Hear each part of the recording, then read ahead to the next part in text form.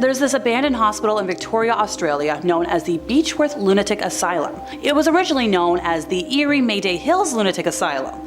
Yeah, it was not great. Why did it open? Because the only other mental hospital open at the time had overcrowding. It operated for 128 years before it shut down in 1995. In the asylum's confines, more than 9,000 prisoners perished, including a young woman who was for some reason mysteriously tossed from a tall window. Yeah, people still find her when they go exploring there today, and depends on her mood how you will be received. Sometimes she's friendly, sometimes she ignores you, other times, avoid. Before the owner started providing care for tuberculosis patients, the Tranquil Sanatorium was constructed in 1907 as a farm, and then it became the go-to place for folks with tuberculosis. Around it grew a tiny settlement of the same name, containing lovely gardens, homes, a fire brigade, and a number of facilities. This hospital closed in 1958 and reopened to treat the mentally sick in 1959 until 1983, before it was shuttered for good. So the hospital's priorities way back when included teaching self-care and halting the spread of tuberculosis. The infected were treated with a tight rest schedule, nutritious food, and fresh air. Nursing staff reported seeing patients' face covered in ice on winter mornings because they would leave them outside on porches overnight to try and treat their disease. When good medications were launched in the late 1940s, the hospital's dynamics underwent a significant transformation. At the time, sanatoriums kind of lost their value, and that's when the facility was forced to close down. Patients, though, had a lot of weird stuff going on. They were prohibited from starting their own post offices, and they were encouraged to work for free as a form of therapy. Visitors were not usually able to donate supplies like food, clothing, cash, and other necessities. And in response to objections from families who wanted to keep their loved ones close, 55 patients who were not deemed capable of returning to society were transferred to other institutions when this one closed. Even now, the institution is plagued by bizarre orbs, unexplained feelings of grief and anxiety when you walk on the grounds, and crazy temperature swings. There's the ghost of a nurse who was brutally killed by a patient who likes to hang out and haunt anybody who dares to enter. Many abandoned buildings take on a feeling of malevolence thanks to their decay, but the rotting complex of buildings that was once the Forest Haven Asylum was known as a place of death and awfulness long before it stopped being used. Opening in 1925 to serve residents of the District of Columbia, Forest Haven was initially a beacon of progress and quality in treating young souls who were mentally ill, handicapped, or otherwise unable to function normally in society. With over 30 structures on the 250-acre campus, the inmates were taught job skills in a communal farm colony environment that provided them with essential training and an emotionally empowering sense of community. Well, for the first couple of decades, allegedly. By the 1960s, funding for the sprawling institution began to dry up, and devastating cutbacks began to afflict the asylum. Recreational programs were discontinued, and the staff was reduced and replaced with unqualified employees. As the years rolled by, things got progressively worse as the doctors, nurses, and caregivers began taking out their frustrations on the patients, many of whom were harmed bodily and in other ways, and that's if they were given any attention at all. Eventually, a lot of patients died of neglect and related causes. Now, the dead would be passed through the basement morgue and eventually buried in an unmarked field nearby. I mean, like hundreds and hundreds of people died, and according to one report, some were even the subject of medical experiments before the entire institution was shuttered only in 1991. As if the decaying remains of this horrific asylum did not give the site a haunting air, there have also been reports of, those shallow graves, and with shallow graves come a lot of ghosts. I wouldn't recommend going there. Established in 1827 as the Genesee County Poorhouse, then the Genesee County Infirmary added in 1938, the Rolling Hills Asylum was originally a working farm that became a dumping ground for the cast-offs of society. Orphans mingled with what were called lunatics at the time, and the unclaimed dead were buried on the property. Over 1,700 documented deaths and hundreds of more not accounted for. Known for Class A EVPs, shadow people, doors slamming, and much more, this place is haunted with a capital H. It is allegedly the second most haunted location in all of North America and number 4 in the world. On April 26 of 2008, the Connecticut Paranormal Encounters and Research Team did an overnight public ghost hunt at Rolling Hills. So originally they went on the general public tour, and afterwards watched this short video. Apparently there were about 50 people present during this little tour group, and the team was allowed to hang around afterwards and do their own investigation. So they went to the basement area because they didn't want to disturb the tours, and they used a lot of common ghost hunting devices, digital audio recorders, video recorders with night vision, thermometer gauges, EMF readers, flash cameras, you name it. So when it came to what did they catch on camera, they did get a lot of orbs and pictures, some being more impressive than others, and apparently at one point, when they went near a nurse's station door, there was a lot of mist formation around it. On film, they did catch a rather interesting find using a flashlight for an experiment on the second floor hallway, where the doors to the solarium were known to move on their own. And also, you get a lot of shadows of people standing and walking behind the doors that aren't there. So the folks who were doing the investigating placed a flashlight on the other side of the doors in the solarium while they sat in the hallway to see if they could catch sight of any of these shadows walking about. So there was no way in or out of the solarium other than this door. So after placing that flashlight, they caught a lot of ghosts walking by. And also, the flashlight kept flickering. To note, the flashlight had not had any problems with flickering previously. All the batteries were fresh. This had never happened. They also caught a lot of EVPs with their digital audio recorders. One very impressive one was when one fellow was trying to provoke the shadow people into coming into the hallway, and following a request of being like, hey, come on out, they heard back an elderly lady yelling, "You, go away," which they didn't hear that when they were actually recording. This was just afterwards. When they actually arrived at the facility earlier in the day, by the way, one of the team members had felt a dizziness that stayed with them while they were there all day and only went away when they left the area. When they went to go investigate the electrotherapy room, they experienced 2 episodes of sharp pain that lasted approximately 1 minute to the left side of their head and right above the left eye, which is not fun, and it was only in that room. So they returned on another date for a private investigation. Once again, normal day, super chill. Well, they heard a disembodied voice calling out the name of one of their investigators, and 2 other people heard it, and you could hear it on the recorders. They were like, nobody's here to call it this name. When they were investigating a part of the house that had nobody in it, there was a lot of sounds of walking, shuffling around, and when they went to look and find it, nobody was there. And finally for today, built in 1884 on what was then the outskirts of Hamilton, Ontario, Century Manor was the second major structural component of the Hamilton Asylum for the Insane, an institution initially established for the treatment of folks who drank a lot. The story of this manor is an unusually grim one, even for an asylum. Newspaper articles published in the late 19th and early 20th centuries documented at least 9 self-taken lives in the building, as well as several attempts made by inmates who escaped the hospital. This place was also the scene of several strange accidents and horrific crimes. One female patient fell to her death while attempting to escape out a window using a rope made from bed sheets, while another had her skull crushed by a falling elevator. One particularly troublesome male inmate was allegedly harmed by orderlies to the point of death, while another split open the head of the asylum's head baker with a weapon. The staggering number of heinous crimes committed at Century Manor are more comprehensible in light of the appalling state in which the institution was kept. As one former inmate put it in a letter to the Legislative Assembly of Ontario, "Your insane asylum at Hamilton is an outrage to civilization. Wretched vileness is the order of the institution, and more things I can't say." Of all the dramas that unfolded on the stage of this place, perhaps the strangest was a fire that mysteriously broke out on the building's top floor on the morning of August 1st of 1911. Firefighters who battled the blaze claimed that 3 of the inmates, whom they rescued from the burning building, broke away from them and leapt back into the inferno.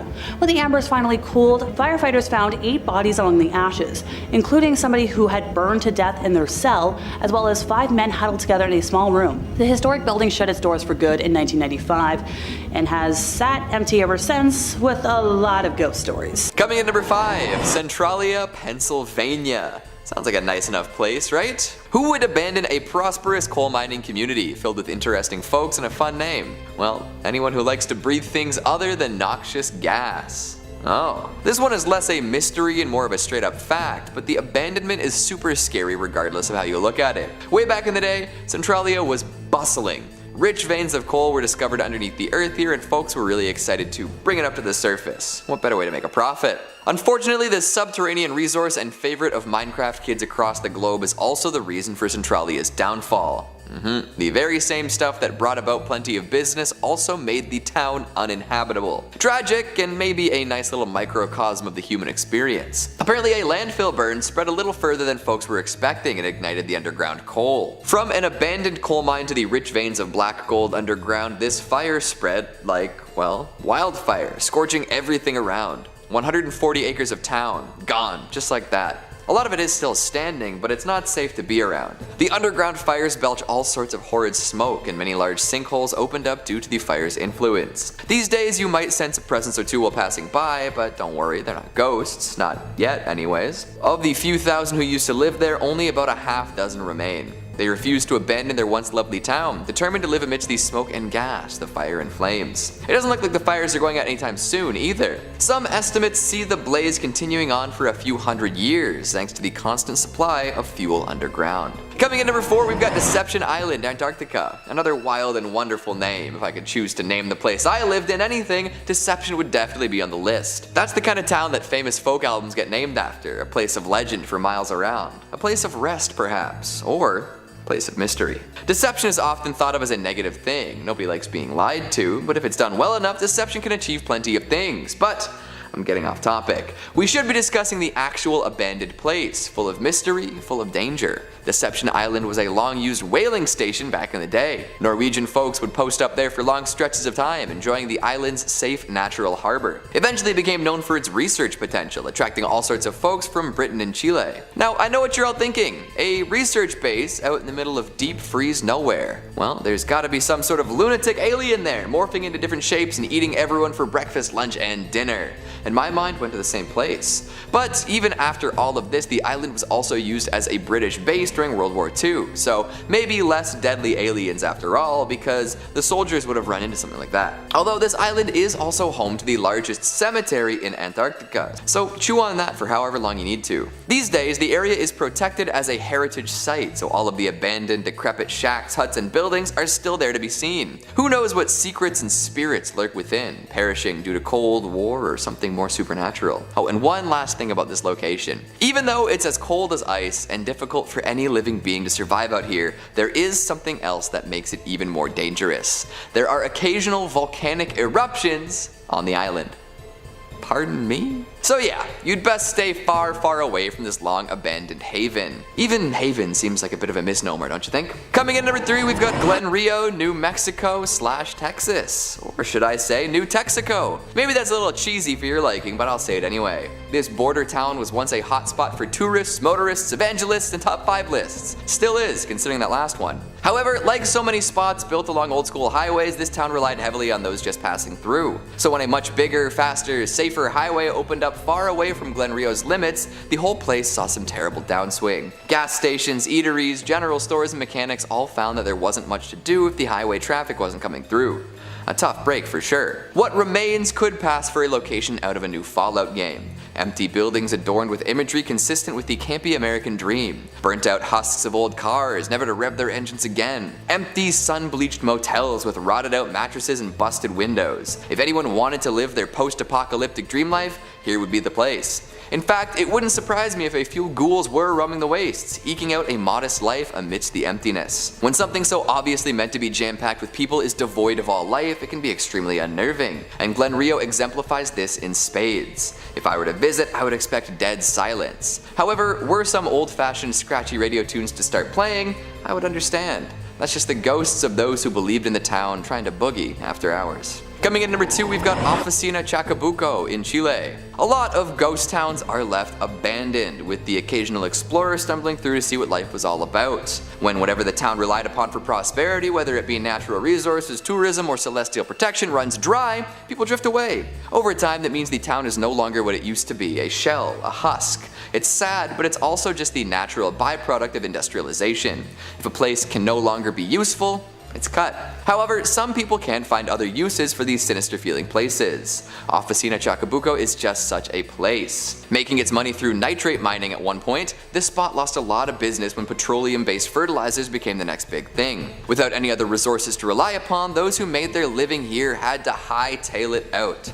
This left the remote town empty for a number of years. However, during General Pinochet's bloody rule in the 70s, this place was used for something else entirely. Political prisoners would be forcefully brought here and left to fend for themselves in the ghost town. They couldn't escape either, as the regime set up a wicked barrier of barbed wire and landmines. I'm sure more than one individual tried their best to escape, only to end up on the receiving end of some of these implements of death. So whether the town is haunted by the souls of those who lost their livelihood or by those who fought against a dictatorship, it's an extra ghastly ghost town indeed. Coming in at number 1, Pripyat Pripyat, Ukraine. The ghost town to end all ghost towns. Absolutely full of eerie images, from old propaganda to abandoned, weather-worn dolls. There isn't a creepier experience than sifting through the legendary waste left behind after the Chernobyl nuclear meltdown. After this power plant melted down, introducing the surrounding area to more radiation than 100 times that produced by the bomb dropped on Hiroshima, hundreds of thousands of people had to be evacuated, and fast.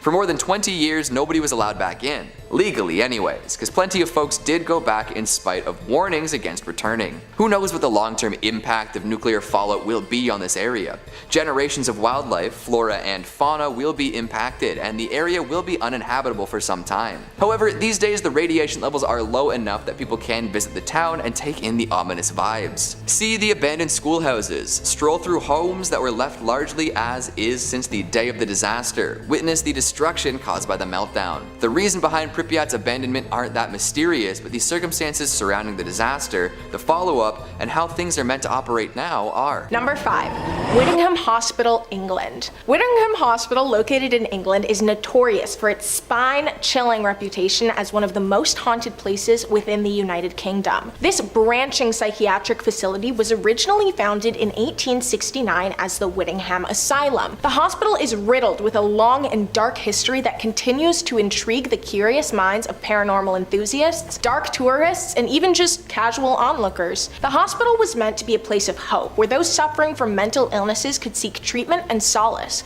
But over the years, Whittingham Hospital's reputation took a dark turn. Substantiated claims of overcrowding, inadequate care, and the mistreatment of struggling patients began to surface, casting a dark shadow over the institution. As the hospital's population inflated, the claims and stories of its dark side only grew. One of the most haunting aspects of Whittingham Hospital comes from its now abandoned state. The facility officially closed its doors in 1995. The large complex consists of many interconnected buildings, all of which are said to be riddled with bouts of paranormal activity. It's not uncommon for curious visitors to report odd encounters, strange noises, and unexplained phenomena within the hospital's halls. One of the most famous ghostly entities said to roam the hospital is that of a nurse known as Nurse Edith. According to legend, Nurse Edith was deeply committed to her patients and worked tirelessly during her time at Whittingham. Some believe that her spirit lingers in the hospital, continuing to care for the patients who suffered there, even in their afterlives. Aw, that's kind of sweet. Visitors have reported hearing the sound of airy footsteps and the rustling of a nurse's uniform, even though the building is completely void of the living. Another ghost associated with Whittingham Hospital is the Lady in White, and guys, I'm starting to think that this Lady in White is actually just everywhere, because I swear to the heavens almighty that she has appeared in every single ghost video I've done. Is she like a ghost celebrity? Is she going on a world tour? Are people just really not creative and the only name they can think of is the lady and a vague descriptive feature? What would I be called? The lady with curls? Sorry, anyway. The Lady in White. This Lady in White is described as a spectral woman dressed in a flowing white gown. Well, I would assume so. She's often seen wandering the hospital's halls, her presence accompanied by an eerie chill and an overwhelming sense of dread. Some speculate that she may have been a former patient or a nurse from this hospital's dark past. What nurse was going to work in a long, flowy dress? The hospital's small chapel is another location that is thought to be haunted. It's always the chapel, isn't it? Witnesses have reported hearing faint whispers, disembodied voices, and the sound of organ music emanating from the chapel, even though it hasn't been used for decades. Well, not by the living at least. The atmosphere in this abandoned place is incredibly uncomfortable and haunting. It's not surprising in the slightest that many believe the spirits of the past still linger within its walls. Number 4. Essex County Hospital. Essex County Hospital is a medical facility in the heart of Essex County, but it has definitely gained popularity for more than just its dark medical practices. This now abandoned hospital has become the subject of numerous ghost stories and paranormal legends, earning it a reputation as one of the most haunted asylums in the region. The hospital's strange history began in the late 1800s, when it was first founded as a state-of-the-art mental health institution. Over the years, it grew to care for a wide range of patients, from the mentally ill to those with severe physical medical conditions. However, it is the alleged treatment of the mentally ill patients that left a sinister imprint on this building's hollowed halls. Many claims of paranormal sightings in Essex County Hospital revolve around the abandoned psychiatric wards. Former staff members and visitors claim to hear disembodied voices, eerie whispers, and the sounds of footsteps echoing boldly through the empty hallways. Some witnesses have even reported shadowy figures moving about, only to vanish into thin air when approached. These strange entities are thought to be tormented souls, leading some to believe that the hospital's troubled history has left broken, lingering spirits behind. One One of the most chilling stories surrounds a former nurse who is said to still roam the hospital's near-empty corridors. It's said that she was driven to madness by the relentless demands of her job and eventually took her own life during one of her regular shifts. Visitors and paranormal investigators have even reported encountering her ghostly figure, dressed in an old nurse's uniform, wandering aimlessly and emitting an energy plagued by sorrow. The morgue of the hospital is another area where paranormal activity is frequently reported. Witnesses have claimed to hear strange, unexplained noises and have also felt sudden drops in temperatures. Some have even reported seeing figures of patients who passed away within the hospital's walls wandering around. Essex County Hospital's notoriety has attracted paranormal investigators from everywhere. Many have conducted extensive research within the building, managing to capture unexplained phenomena on audio and video recordings. Legends and ghost stories have only intensified the hospital's supernatural reputation. Residents avoid the area at night, and honestly, props to them, they're smart. Don't walk near the creepy abandoned hospital filled with scorned creatures alone at night. Night is when the bad things happen. Night is when there is definitely something chasing you as you run up the stairs after turning off the light. Skeptics often scoff at the claims of ghostly encounters, but the giant volume of reported paranormal activity can't be ignored. Whether you're a plain-minded skeptic or a curious believer in the supernatural, the stories surrounding this abandoned hospital continue to intrigue anyone who hears its unsettling story. Number 3. Danvers State Hospital. Danvers State Hospital, located in Danvers, Massachusetts, has a twisted and haunted history that has managed to capture the imaginations of paranormal enthusiasts and the curiosity of brave urban explorers. It's considered one of the most well-known and haunted asylums within the United States. Danvers State Hospital was constructed in 1874 and was originally known as the State Lunatic Hospital at Danvers. It was designed by an architect as a sprawling Kirkbride plan institution. This design was highly preferred in the 19th century due to its focus on natural light and, more importantly, patient comfort. However, over time, the hospital faced issues relating to overcrowding, underfunding, and development surrounding the knowledge and treatment of psychiatric care. Danvers State Hospital became notorious for its mistreatment of patients, overcrowding, and unsanitary conditions. Stories of neglect, harm inflicted by staff, and experimental treatments added to its disturbing reputation. The hospital's history is drowned in tragedy. Thousands of patients passed away within its walls over the years. The hospital's architecture, which features a central administration building with wings extending outward, became an iconic silhouette on the Massachusetts landscape. The hospital's ominous appearance also played a role in its association with paranormal activity. By the mid-1900s, changes in the mental health care and treatment thankfully led to the eventual abolishment of Danvers State Hospital. It officially closed its doors in 1992, causing the property to face years of abandonment and nature-claim deterioration. Danvers State Hospital's association with the paranormal began to increase dramatically during its years of abandonment. Urban explorers and ghost hunters reported strange interactions and occurrences, including unexplained noises, odd figures, and a general feeling of unease. The hospital's decaying interiors and labyrinth-like layout only further contributed to the sense of doom. In 2005, the administration building was renovated and repurposed into luxury apartments known as the Residences at the Page School. However, the other wings of the hospital were demolished to make way for new things. The history and haunting even inspired a 2001 horror film called Session 9, which was set and actually partially filmed on the real hospital ground. Despite the changes to the property and the demolition of much of the hospital, Danvers State Hospital remains a symbol of the troubling history of mental health care in the US. Number 2. Old Changi Hospital, Singapore. The Old Changi Hospital, located in Singapore, is a haunting relic of the past, notorious for its eerie and unsettling history, like many others here. This abandoned medical facility with its dark past and countless paranormal encounters has become the focus of local legends and a location of paranormal fascination. The hospital was built in the early 1930s and was initially used as a military hospital for British forces. During World War II, it witnessed significant trauma and suffering while it was used as a prisoner of war camp by the Japanese. The hospital's history is tainted by atrocities committed during the Japanese occupation. Many prisoners of war, including Allied soldiers and civilians, suffered unspeakable horrors within its thick walls. Claims of torment, brutality, and death all contribute to the building's dark and unsettling presence. After the war, the Old Changi Hospital continued to serve as a medical facility, but its patients began to experience strange displays of paranormal activity. The stories of the paranormal activity soon began to spread throughout the hospital. Visitors and staff often reported hearing strange noises, disembodied voices, and witnessing oddities from another dimension. Commonly reported encounters include sightings of shadowy figures, the sounds of footsteps in empty corridors, and mysterious unexplained events. One of the most well-known stories associated with the hospital is the Lady in Red. According to the legend, a woman dressed in red is often spotted aimlessly roaming through the hospital's hallways. Some believe that she may be the spirit of a nurse from the hospital's past, forever trapped within its walls. Paranormal investigators and enthusiasts have flocked to the old Changi Hospital to explore its haunted reputation even further, hoping that they may be fortunate enough to catch even just a glimpse of an unknown entity. Many have managed to capture audio recordings, photographs, and video footage supposedly documenting encounters with spirits or unexplained phenomena. These investigators have even further fueled the already blazing fire of this building's haunted reputation. In recent years, the old Changi Hospital has been featured in various paranormal television shows. The old Changi Hospital's chilling history and reported encounters with the unexplained make it an enduring and eerie landmark in Singapore. Number 1.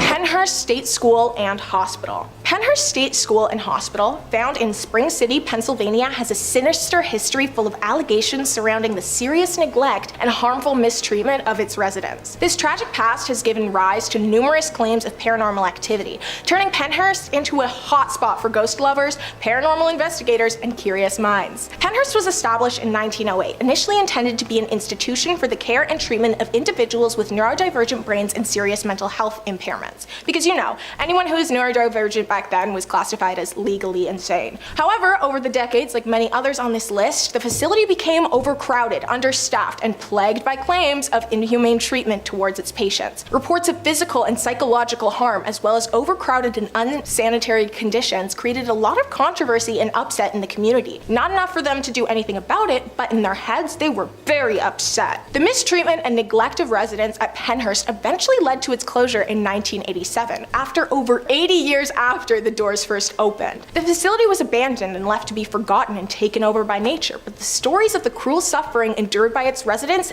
did not fade. Instead, these stories contributed to the now well-known reputation that Penhurst has. One of the most known paranormal activity hotspots within Penhurst is the Mayflower Building. This building was once home to some of the institution's most vulnerable residents, who all met grisly, vicious ends. Visitors exploring the abandoned wing have reported hearing looming voices, footsteps, and the sounds of wheelchairs moving on their own. Many believe that the tormented, vengeful spirits of former residents continue to roam the Mayflower Building, unable to find true peace even in death. The Penhurst State School and Hospital is host to regular ghost tours and paranormal investigations, attracting curious individuals from all over the globe. These tours offer enthusiasts a chance to explore the decaying buildings and the chance to potentially encounter one of the restless spirits that inhabit the grounds. While skeptics argue that the stories of paranormal activity at Penhurst can be attributed to the tragic history of the institution and the power of suggestion, many who have visited the site claim to have had inexplicable and chilling experiences. Coming in at 5, Hashima Island, Japan. Hashima Island is an abandoned island lying about 15 kilometers from the city of Nagasaki in southern Japan. It is one of 505 uninhabited islands in Nagasaki Prefecture. The island's most notable features are its abandoned concrete buildings, undisturbed except by nature and the surrounding sea wall. While the island is a symbol of the rapid industrialization of Japan,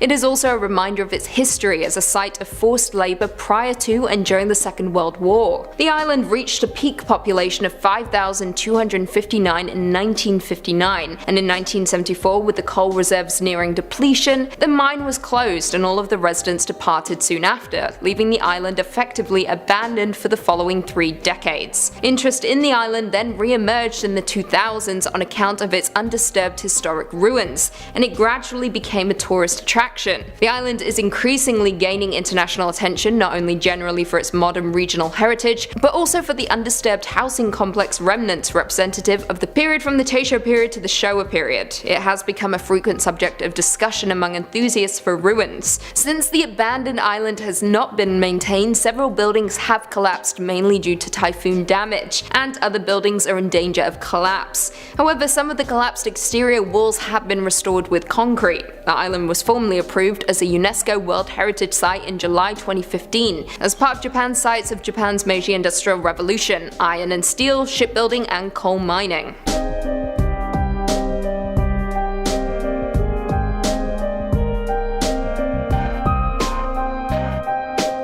In at 4, Eastern State Penitentiary, Pennsylvania. The Eastern State Penitentiary, also known as ESP, is a former prison in Philadelphia that was operational from 1829 until 1971. The penitentiary refined the revolutionary system of separate incarceration first pioneered at the Walnut Street Jail, which emphasized principles of reform rather than punishment. Notorious criminals such as Al Capone and bank robber Willie Sutton were also held inside its innovative wagon wheel design. Originally, inmates were housed in cells that could only be accessed by entering through a small exercise yard attached to the back of the prison. Only a small portal just large enough to pass meals opened onto the cell blocks. The design in turn proved impractical, and in the middle of construction, cells were constructed that allowed prisoners to enter and leave the cell blocks through metal doors that were covered by a heavy wood door to filter out noise. Some believe that the doors were small so prisoners would have a harder time getting out, minimizing an attack on a security guard. Others have explained the small doors forced the prisoners to bow while entering their cells. This design is related to penance and ties to the religious inspiration of the prison. The prison was one of the largest public work projects of the early Republic and was a tourist destination in the 19th century. Visitors spoke with prisoners in their cells, proving that inmates were not isolated, though the prisoners themselves were not allowed to have any visits with family or friends during their stay. The prison is now abandoned, however it operates as a museum and historic site, open year-round. However, those who have visited have noted a weird presence inside its walls, and it is said that its former inmates haven't quite left the building yet. In at number 3, Aniva Rock Lighthouse, Russia. The Aniva Lighthouse was built by the Japanese in 1939 on a chunk of rock off the southern coast of Sakhalin just east of Russia. The island was largely uninhabited until the 1800s when both Japan and Russia became interested in annexing it. A ring of lighthouses were built on Sakhalin's rocky coast to signal incoming troop carriers and merchant ships. After around 50 years of sharing the island, the Russians annexed it all in the Second World War, causing 500,000 Japanese to be evacuated back to Hokkaido.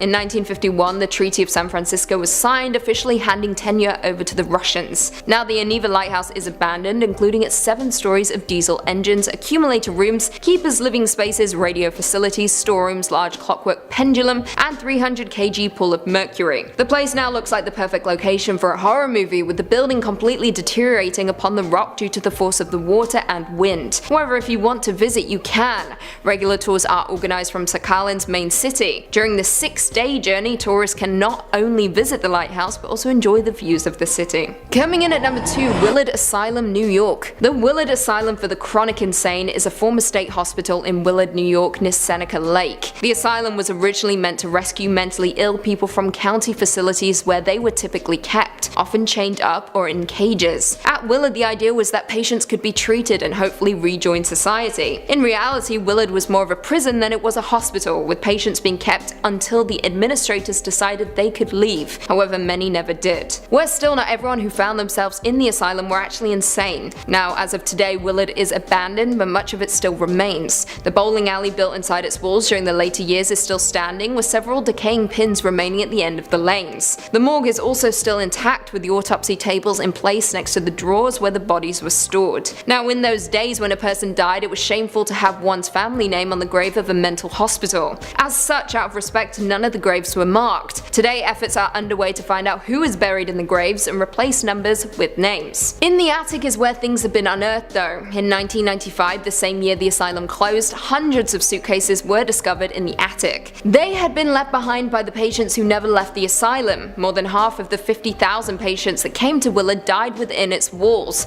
making this building one of the scariest in history.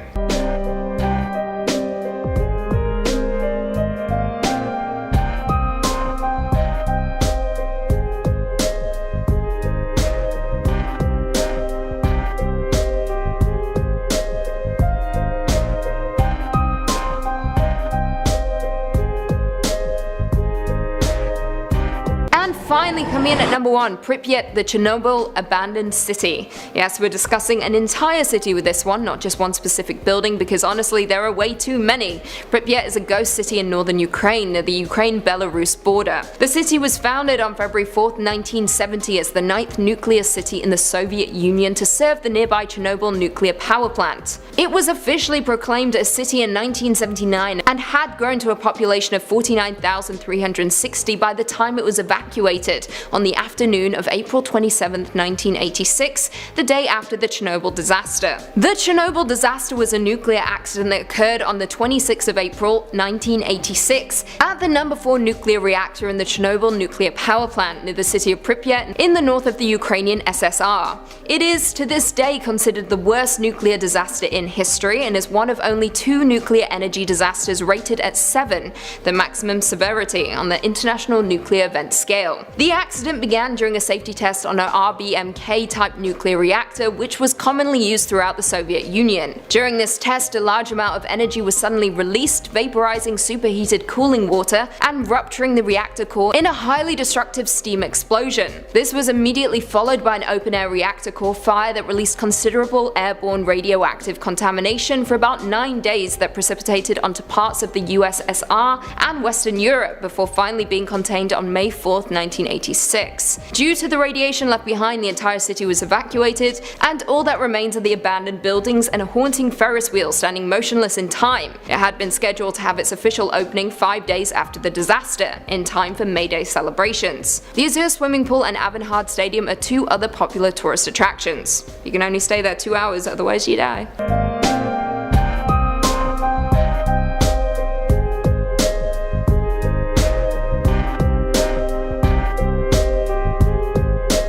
In at number 5 we have St. Elmo, Colorado. St. Elmo, Colorado was a former gold mining camp in Chaffee Country. Today it is one of the best preserved ghost towns in Colorado, as the entire district was placed on the National Register of Historic Places in 1979. The area was originally settled in 1878 and was made official in 1880, when gold and silver began to bring many people to the area. At one point the population reached more than 2,000 people. In 1881 the Denver, South Park and Pacific Railroad came through the area and a station was built in St. Elmo. From here the tracks continued to Romley, Hancock, and through the historic Alpine Tunnel. St. Elmo was considered the main source of supplies arriving by train for the area settlers, and eventually several merchandise stores, 5 hotels, a telegraph office, a town hall, 5 restaurants, 2 sawmills, a schoolhouse, a weekly newspaper called The Mountaineer, and numerous saloons and dance halls filled the town. The miners worked at several mines throughout the area that were rich in silver, gold, copper, and iron. In 1890 a fire destroyed the business section and the town was never entirely rebuilt. This was about the same time that St. Elmo's peaked in population with about 2,000 residents. Afterward, many of the mines were depleted and many miners moved out of the area. More mines continued to fail in the ensuing years, and the closure of the Alpine Tunnel in 1910. The state of the structures paired with depleting mines led many in the community in search of new, more prosperous mining towns to call home. The railroad continued to run until 1922, and it has been said that the rest of St. Elmo's population rode the last train out of town, never to return.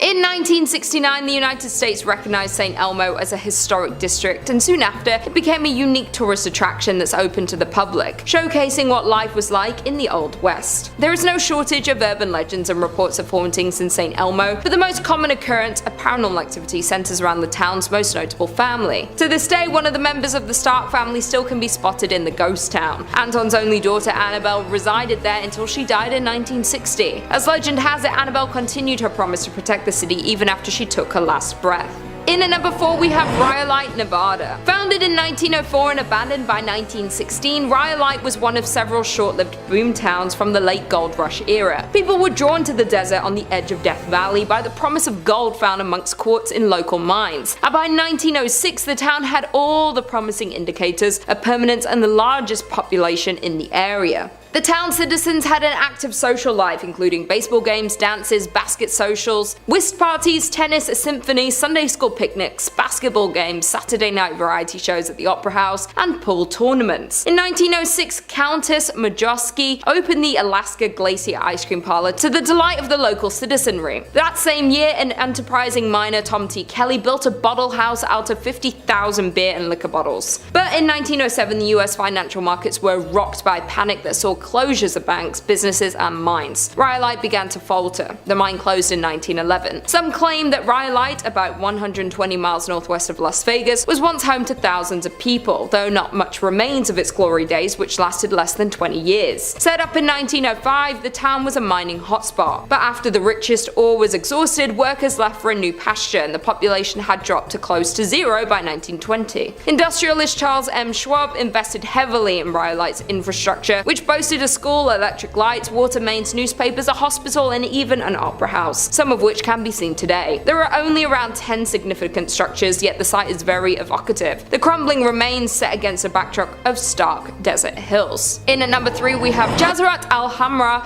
which is best known as the ghost town of the United Arab Emirates, is said to be the country's most haunted place, remaining a number of spooky events experienced by the locals and curious visitors. Jazat Alhamra is an abandoned village located to the south of the city of Ras Al Khaimah, one of the 7 emirates that form the UAE. The coastal territory is the region's best example of a pre-oil village, displaying 3 distinct types of early and mid-20th century Gulf architecture. The town of Ras Al Khaimah is the crumbling remains of a once thriving fishing village. The name translates to Red Island for the red and bronze color of the sand on which the town was built. The former tidal island was predominantly home to the Zab tribe, who by 1831 developed the area into a renowned pearling trade center, was home to over 4,000 inhabitants and dozens of fishing and trading ships, and with its good fortune came expansion that continued well into the start of the 20th century. But by 1968, Jazat Alhamra became nothing more than an abandoned town, due to a clash between the tribe and Sheikh Saka bin Mohammed of Ras Al Khaimah due to some unclear reasons. Thus most of them migrated to Abu Dhabi. The village consisted of 334 buildings, including 18 shops and 11 mosques, and is nearly unchanged since its people left in 1968. Jazat Alhamra, now filled-in patch of land in the south of Ras Al Khaimah, remained abandoned and untouched. However, rumor has it that this extraordinary quiet and silent village is extremely haunted by the jinns. People even gossip that they can hear the strange noise and disembodied voices near the beach of this ghost village. Many visitors also assert that they felt uneasy, like danger was lurking, waiting for them when they pressed on further into the haunted village. Some of them even claimed to have reported seeing unexplainable handprints on the ruined pillars and walls, and experienced many more paranormal things within this haunted ghost town. In at number 2 we have Pyramiden Norway. Some say that the Soviet town of Pyramiden Norway was abandoned overnight, and for a good reason. Located in Svalbard, an archipelago situated between Norway and the North Pole, Pyramiden can be reached by boat from about mid-May until the beginning of October, when waters bordering the town are free from sea ice. Established in the 17th century, the town was used as a base for whaling and walrus trapping. Though at the start of the 20th century the culture shifted to coal mining. At first Pyramiden was a sleepy place with hardly any residents at all, but after World War II the Soviets allocated more money to the town. They constructed dozens of new buildings, including a hospital, a recreation center called the Cultural Palace, and a large cafeteria. In the 1980s the town's population reached its peak of more than 1,000 people, but not long due to the wake of the Soviet Union's dissolution the town would be left completely abandoned. As when the Soviet Union fell apart, mining stopped in Pyramiden and the miners had to leave. On March 31st, 1998, the last coal was extracted from the mine and the approximately 300 workers who still lived there began shipping out. The residents never returned, and today the town still stands much as it was when the last men departed. And finally, in at number 1 we have Batstow Village, New Jersey. There are around 28 known ghost towns in New Jersey, but this one has to be the most terrifying. Founded in 1766, the Batstow Village was built primarily to accommodate once prosperous ironworks. At the time, the site possessed 3 valuable resources: water for mills, abundant wood for charcoal, and naturally occurring bog iron. During the Revolutionary War, Batstow supplied the Continental Army with iron, while its remoteness protected it from British attack. In 1784, Batstow was bought by William Richard, whose family owned and operated the ironworks for 92 years. Following the discovery of coal and ore in Pennsylvania, in the 1840s the iron industry began to dwindle in the Batstow village. Nervous they were going to run out of business, the Richards family exploited another abundant local resource, sand, to make glass. But in 1874 a house fire spread and destroyed the glass making facilities, remaining furnaces, and 17 houses that were in the town. Due to the destruction of the glass facilities, the town of Batstow and the Richards family fell into bankruptcy.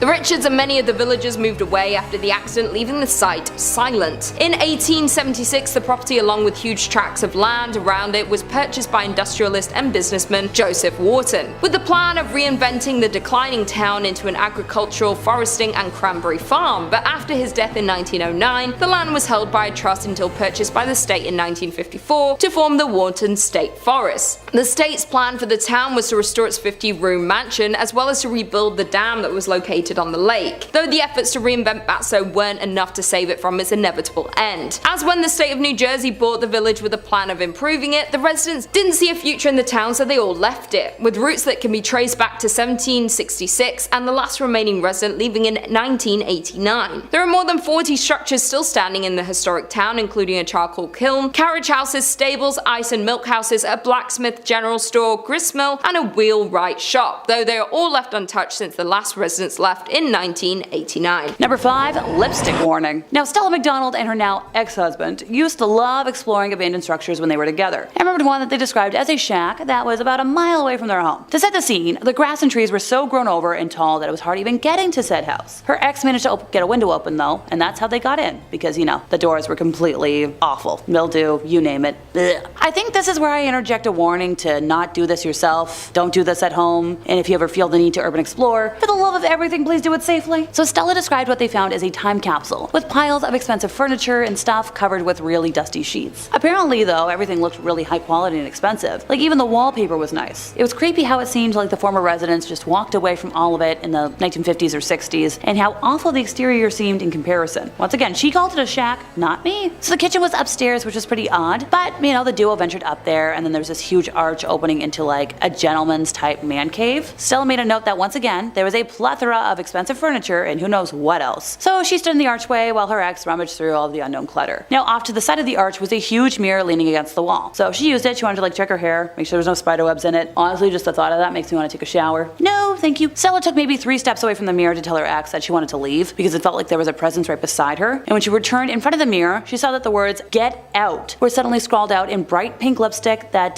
very much hadn't been there before. Now she's sworn on everything that it hadn't been there. She would have noticed it, and also would have noticed if there was another presence in the room with her and her husband. So this shock caused Stella to scream, leap back into a kitchen table, and then obviously, crash, kaboom, fall. So her ex came running over, because, this got his attention, but Stella was too scared to form words by this point. So she just continued to point at the mirror and babble until the duo safely got away. Yeah, hard pass. Also, congrats on him being your ex. Sounds like he cared for you in this moment though. Number 4, death becomes you. So yeah, there was this once beautiful Greek revival home in Uniontown, Alabama, but now apparently it looks like it's being swallowed up by the earth, and its tragic past certainly lives up to the haunting aesthetic. Look folks, the term shack is subjective, and I'm about to stretch that meaning beyond its limit today. So in January of 1994, the remains of, let's see if I can get this right, bleep-year-old Alan Lucy were found buried beneath the front porch of the Hardy Coleman house, or as it's better known, online, the Lucy Murder house. So Alan, who lived in the home with his adoptive parents, Philip and Margaret Lucy, disappeared without a trace in May of 1985. In the months that followed, Jason Lucy, their biological son, told classmates that his father killed Alan and buried him in the backyard. For years, nobody believed Jason's story, even though rumors about the Lucy family swirled around town long before Alan disappeared. Decades after, Alan Lucy's killer was brought to justice, the house has still not recovered, largely due to environmental injustices that have driven many residents out of Uniontown and left those who remain fighting for justice of their own. So what's left? Oh, nothing crazy, just a house in the middle of a forest. Haunted beyond belief. Lots of bad mojo there. Number 3, a hiking adventure gone wrong. So this tale comes along courtesy of Grant Charbonneau, who along with his buddy Mike embarked on a hiking adventure on the day after he turned 18. So armed with a compass to navigate the labyrinth of trails, the duo set out to conquer the longest route leading to a camping spot deep within the forest. The color-coded paths ensured they stayed on course, but fate had other plans for the friends. As they ventured along the red route adorned with a tent emblem, a dilapidated sign hinted at an old dirt road, tempting them to deviate from their original plan. Intrigued by the mystery it promised, they forged ahead, discovering an abandoned place concealed by nature's, reclaiming of it. A desolate structure covered in graffiti and bearing ominous signs of warning. Let's just see, what did it have? Oh right, the classic, keep out, private property, and trespassers will be, kaboomed, for lack of a better word. Undeterred by the foreboding messages, the boys breached the door's defenses, revealing a time-forgotten interior frozen in the mid-1980s. Dust-covered relics, wild boar, and stag heads adorning the walls painted a picture of abandonment and eerie stillness. Now their curiosity pushed them further. Mike ascended upstairs while Grant explored the kitchen. The disconcerting ambiance heightened as they stumbled upon a locked door beneath the stairs. Now, this is where I personally would be running for the hills, because if something is locked, it should probably stay that way, but I'm sure you and I can both guess how this story is about to go, otherwise I wouldn't be mentioning it. Determined, the boys broke the chains and uncovered a hidden staircase leading to a basement. And not just any basement, one harboring a bizarre secret. So their flashlights illuminated a room filled with glass cases, each veiled in layers of dust. As they wiped away the grime, they were met with grotesque wax-like figures clad in various dresses. Now finally, we've got a chill running down their spines, but oh, just wait till we get to the center case. There, suspended in eternal bondage, was a clothed human figure, a haunting display of the macabre. A yellow-stained envelope nearby contained a handwritten note, revealing the twisted mind behind this morbid collection. The author, a self-proclaimed collector, detailed a dark journey from taxidermist to a connoisseur of preserved human beauty. His words, not mine. Each victim, immortalized in wax, became a macabre masterpiece in this gruesome gallery. Overwhelmed by revulsion, the boys finally made their escape, leaving the forest and its secrets behind. The note, a testament to the deranged mind that lurked in the shadows, became their only link to a truth that the authorities struggled to unravel. Now, as the guys sat in the safety of Grant's car, the weight of what they witnessed began to sink in. So this forest, once a realm of adventure, kinda now bore the stain of unspeakable horrors. And the abandoned house stood as a silent witness to the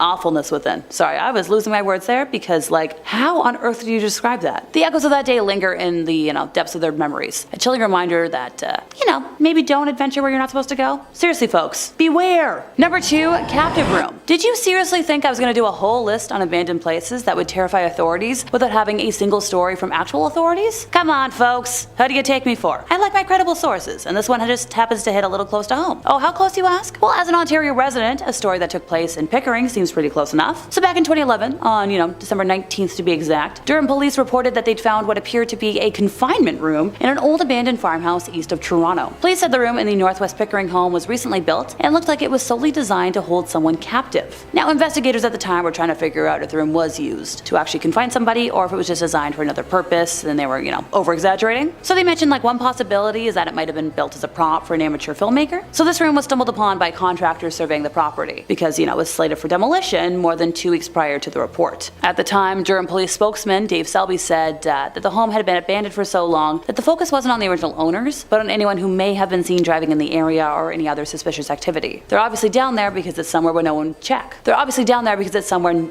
would check. You could stick someone in this room and lock them in. Now, police didn't rule anything out, but they weren't able to determine at the time if anybody was ever held in the room. Once again, we've got our cop spokesman. Our forensic guys went down and took all kinds of samples of anything they could, find to figure out if it was used and how it was used. But at this point, it's still under investigation, and we really don't know if it was used for a criminal purpose or not. So 2 weeks after the room was discovered, the farmhouse burned down in what police described as a suspicious fire. Now, they've never laid charges in connection to the fire, but, Robert White was eventually charged, arrested, and pleaded guilty to breaking and entering with intent. He planned on kidnapping a woman named Gwen Armstrong, a friend of his ex-wives, because she provided his ex-wife with emotional and financial support after their separation.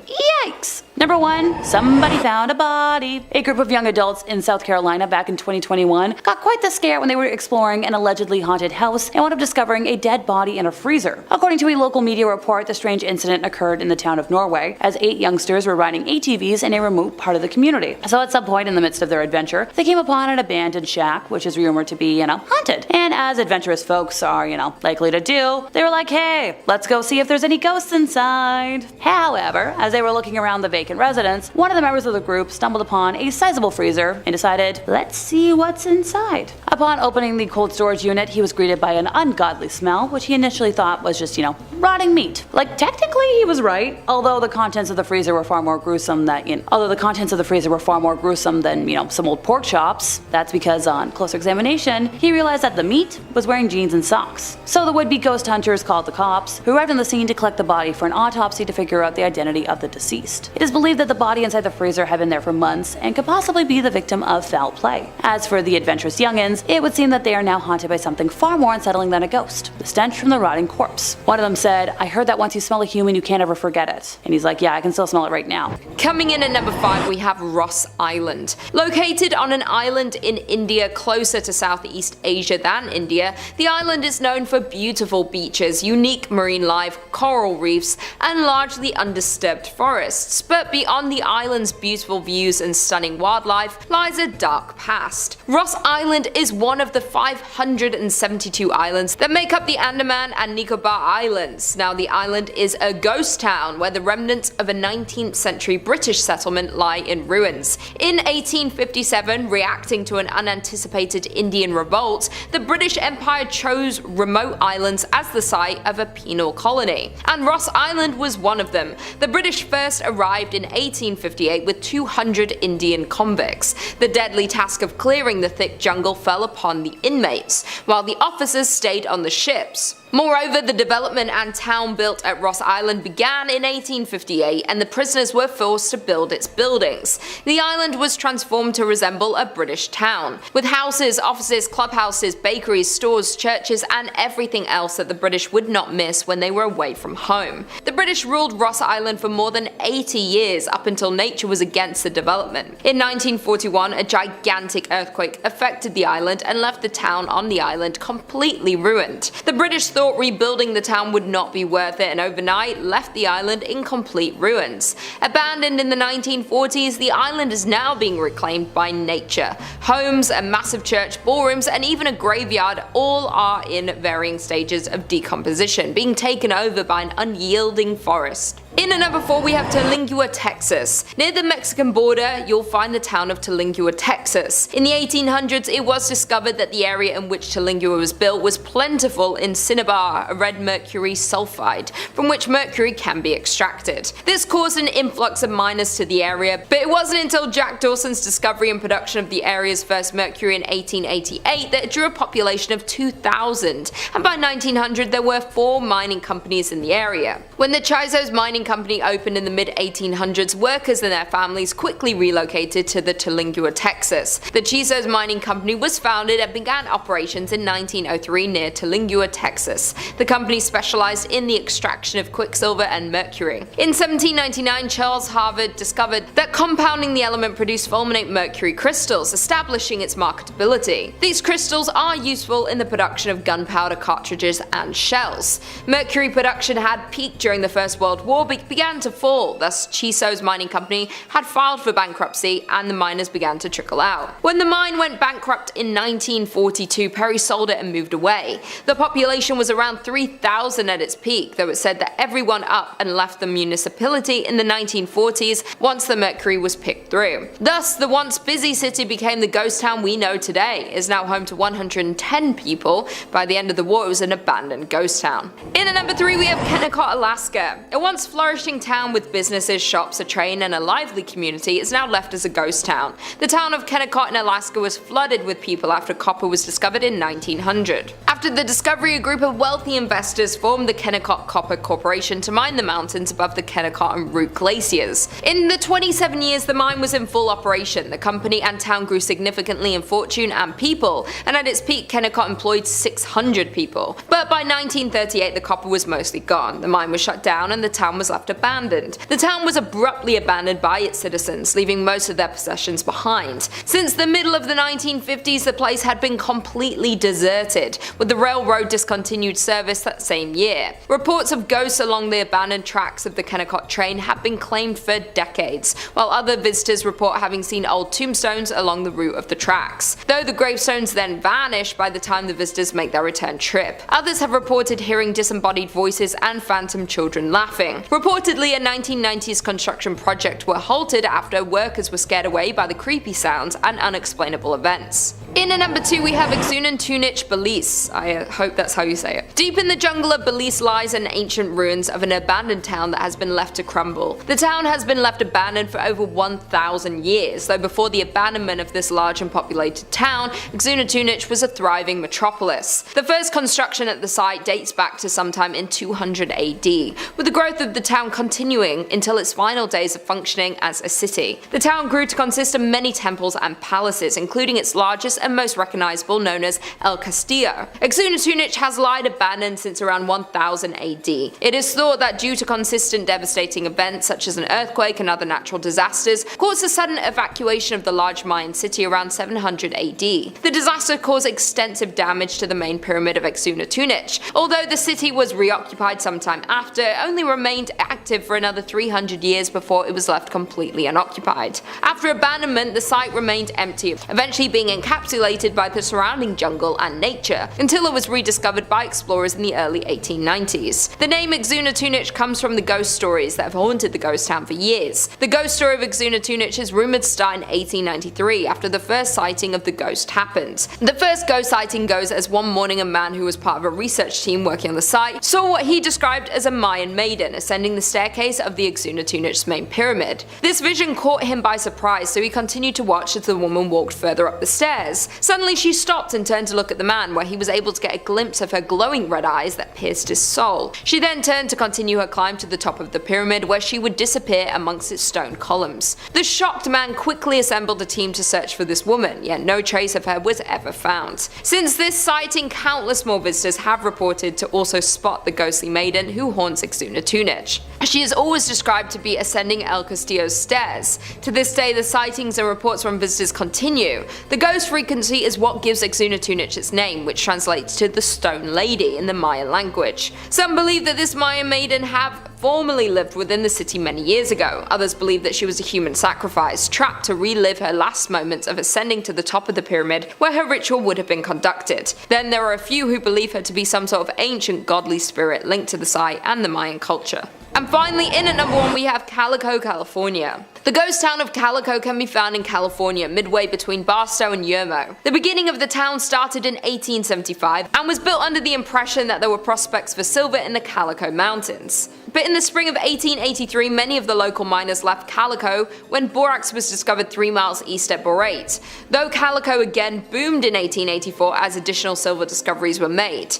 Gaining a population of some 2,500, the town supported 24 saloons and gambling dives that never closed, as well as more establishments such as the church, public school, dance school, and a literary society, along with dozens of retail businesses. By the late 1800s, Calico was bustling with prospectors searching for their fortunes, and the Calico mining district became one of the richest in the state. Calico's final decline began when the price of silver fell in the 1890s, but the break production kept it alive, even through the panic of 1906. They tried to hold on, and borax for a time substituted for the shiny metal that had been the Calico's fortune. Calico kept churning out valuable minerals until it finally exhausted its supply in the 1920s. Calico was soon abandoned and left to gradually decay in the desert sun until little remained, but in 1951 it was purchased by the Walter Knott, an ex-miner, and rebuilt as a modern ghost town. He restored the town to mostly how it was, in certain cases rebuilding some of the old structures as they were back in the 1880s. Considered one of the top haunted locations in California, Calico has its fair share of ghost stories,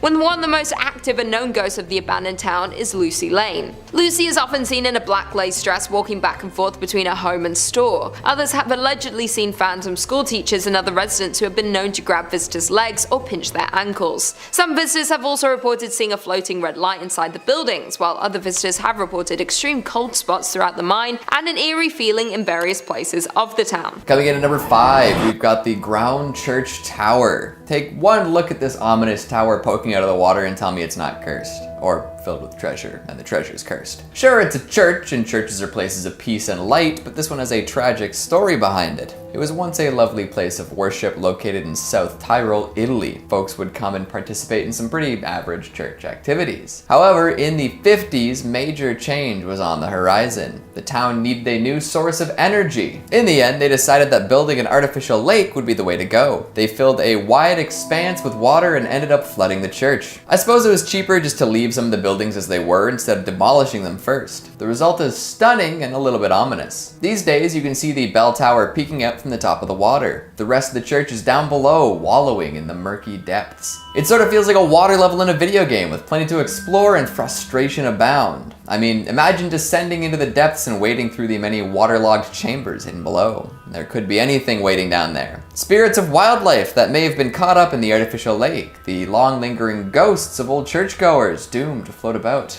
It's fascinating and fear-inducing. Coming in at number 4, we've got the Sorrento Abandoned Mill, another Italian cursed building. If you ever visit Naples, you can take a day and head off the beaten path. A canyon nearby is known as the Valley of the Mills and houses all sorts of awesome structures. Ages and ages ago, a flour mill was built. For years it operated, providing flour to the surrounding regions. In fact, it apparently managed to do so for hundreds of years. And if you're at all familiar with the operation of mills before standard safety practices were introduced, you know they were death traps. So for hundreds of years, folks toiled away, grinding out flour and occasionally some workers. Uh-oh. Now, these deaths didn't mean that the mill had to close, it was seen as an occupational hazard of sorts. But then, in the late 19th century, it became isolated from the sea. Tasso Square was built, and this caused the mill to become less practical. Humidity rose in the area, and the mill was forced to shut down. Years later, the building was ultimately closed for good. So we've got a historic mill in a valley closed due to societal progress. Sounds like a recipe for ghosts or a curse to me. If you look at it these days, you'll agree. The mill has been totally overtaken by nature. Greenery has consumed the ancient structure, giving it a foreboding and abandoned look. Moss and lichens cover pretty much every square inch of the walls, essentially daring anyone to come and explore. But be careful if you do, it's hard to tell what might be hidden among the foliage. Maybe a mill worker's ghost missing some essential limbs, or a foreman who lost everything when the grindstones stopped grinding. I hope it was worth it. Progress.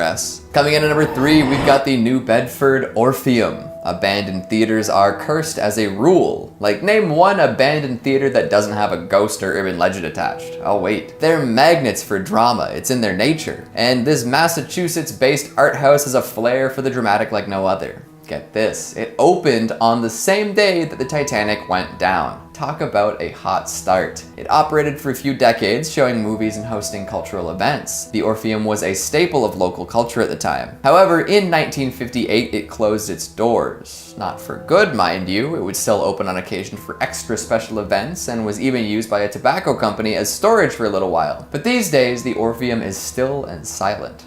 Ghostly, even. A peek inside will reveal a gigantic, sprawling space, complete with mezzanine, private boxes, and faded murals. The peeling paint and crumbling plaster add to the spooky ambiance. A total lack of audience for ages makes for an echoey good time, too. It's everything an old theater should be, including the creepiness. It's decrepit without being condemnable, which has led the community to rally behind efforts to reopen it. However, none of these have been very successful. It seems like the curse extends out, hitting the folks who would even attempt to resurrect it. Would you take a seat in the audience, or are you scared of seeing an unscheduled show? Coming in at number 2, we've got the Sathorn Unique Building. A monument to what could have been the Sathorn Unique Building is an interesting case. What was supposed to be a luxurious, high-rise apartment building ended up being an abandoned husk. Perfect for urban explorers. Back in the 90s, a magnificent tower was planned. It was to be 47 stories tall with over 600 units, housing all sorts of high rollers in Bangkok. Unfortunately, construction had to stop during the 1997 Asian financial crisis. The building itself was about 80% done, but would never be finished in its entirety. Plenty of money, materials, and man-hours were sunk with nothing to show for it. Well, almost nothing. These days, the Sathorn Unique is known as the Ghost Tower. Thrill seekers and graffiti artists love the sprawling building and have pretty much made it their own. The inside is totally filled with spray-painted murals and other forms of street art. Sure, it's dangerous to go running around in abandoned buildings, but try telling that to any of the folks who do it. Aside from the generally unsavory reputation of street art and urban exploring, why is it known as the Ghost Tower? Well, some locals believe the building was built on the site of an ancient graveyard. This unfortunate placement led to construction delays, accidents, and the eventual abandonment. This story is enough to keep anyone but the bravest out of the Ghost Tower. Another theory is that the building cast shadows on the nearby Wat Yad Nawa, an old Buddhist temple. This, while not being worthy of an outright curse, was considered to be unfavorable. Success is hard to achieve while preventing sunlight from reaching Buddhist temples. Recently, the building has achieved some sort of online fame, with many viral videos featuring folks free-running throughout the tower. This resulted in criminal charges being filed against the trespassing videographers. Is that the result of bad luck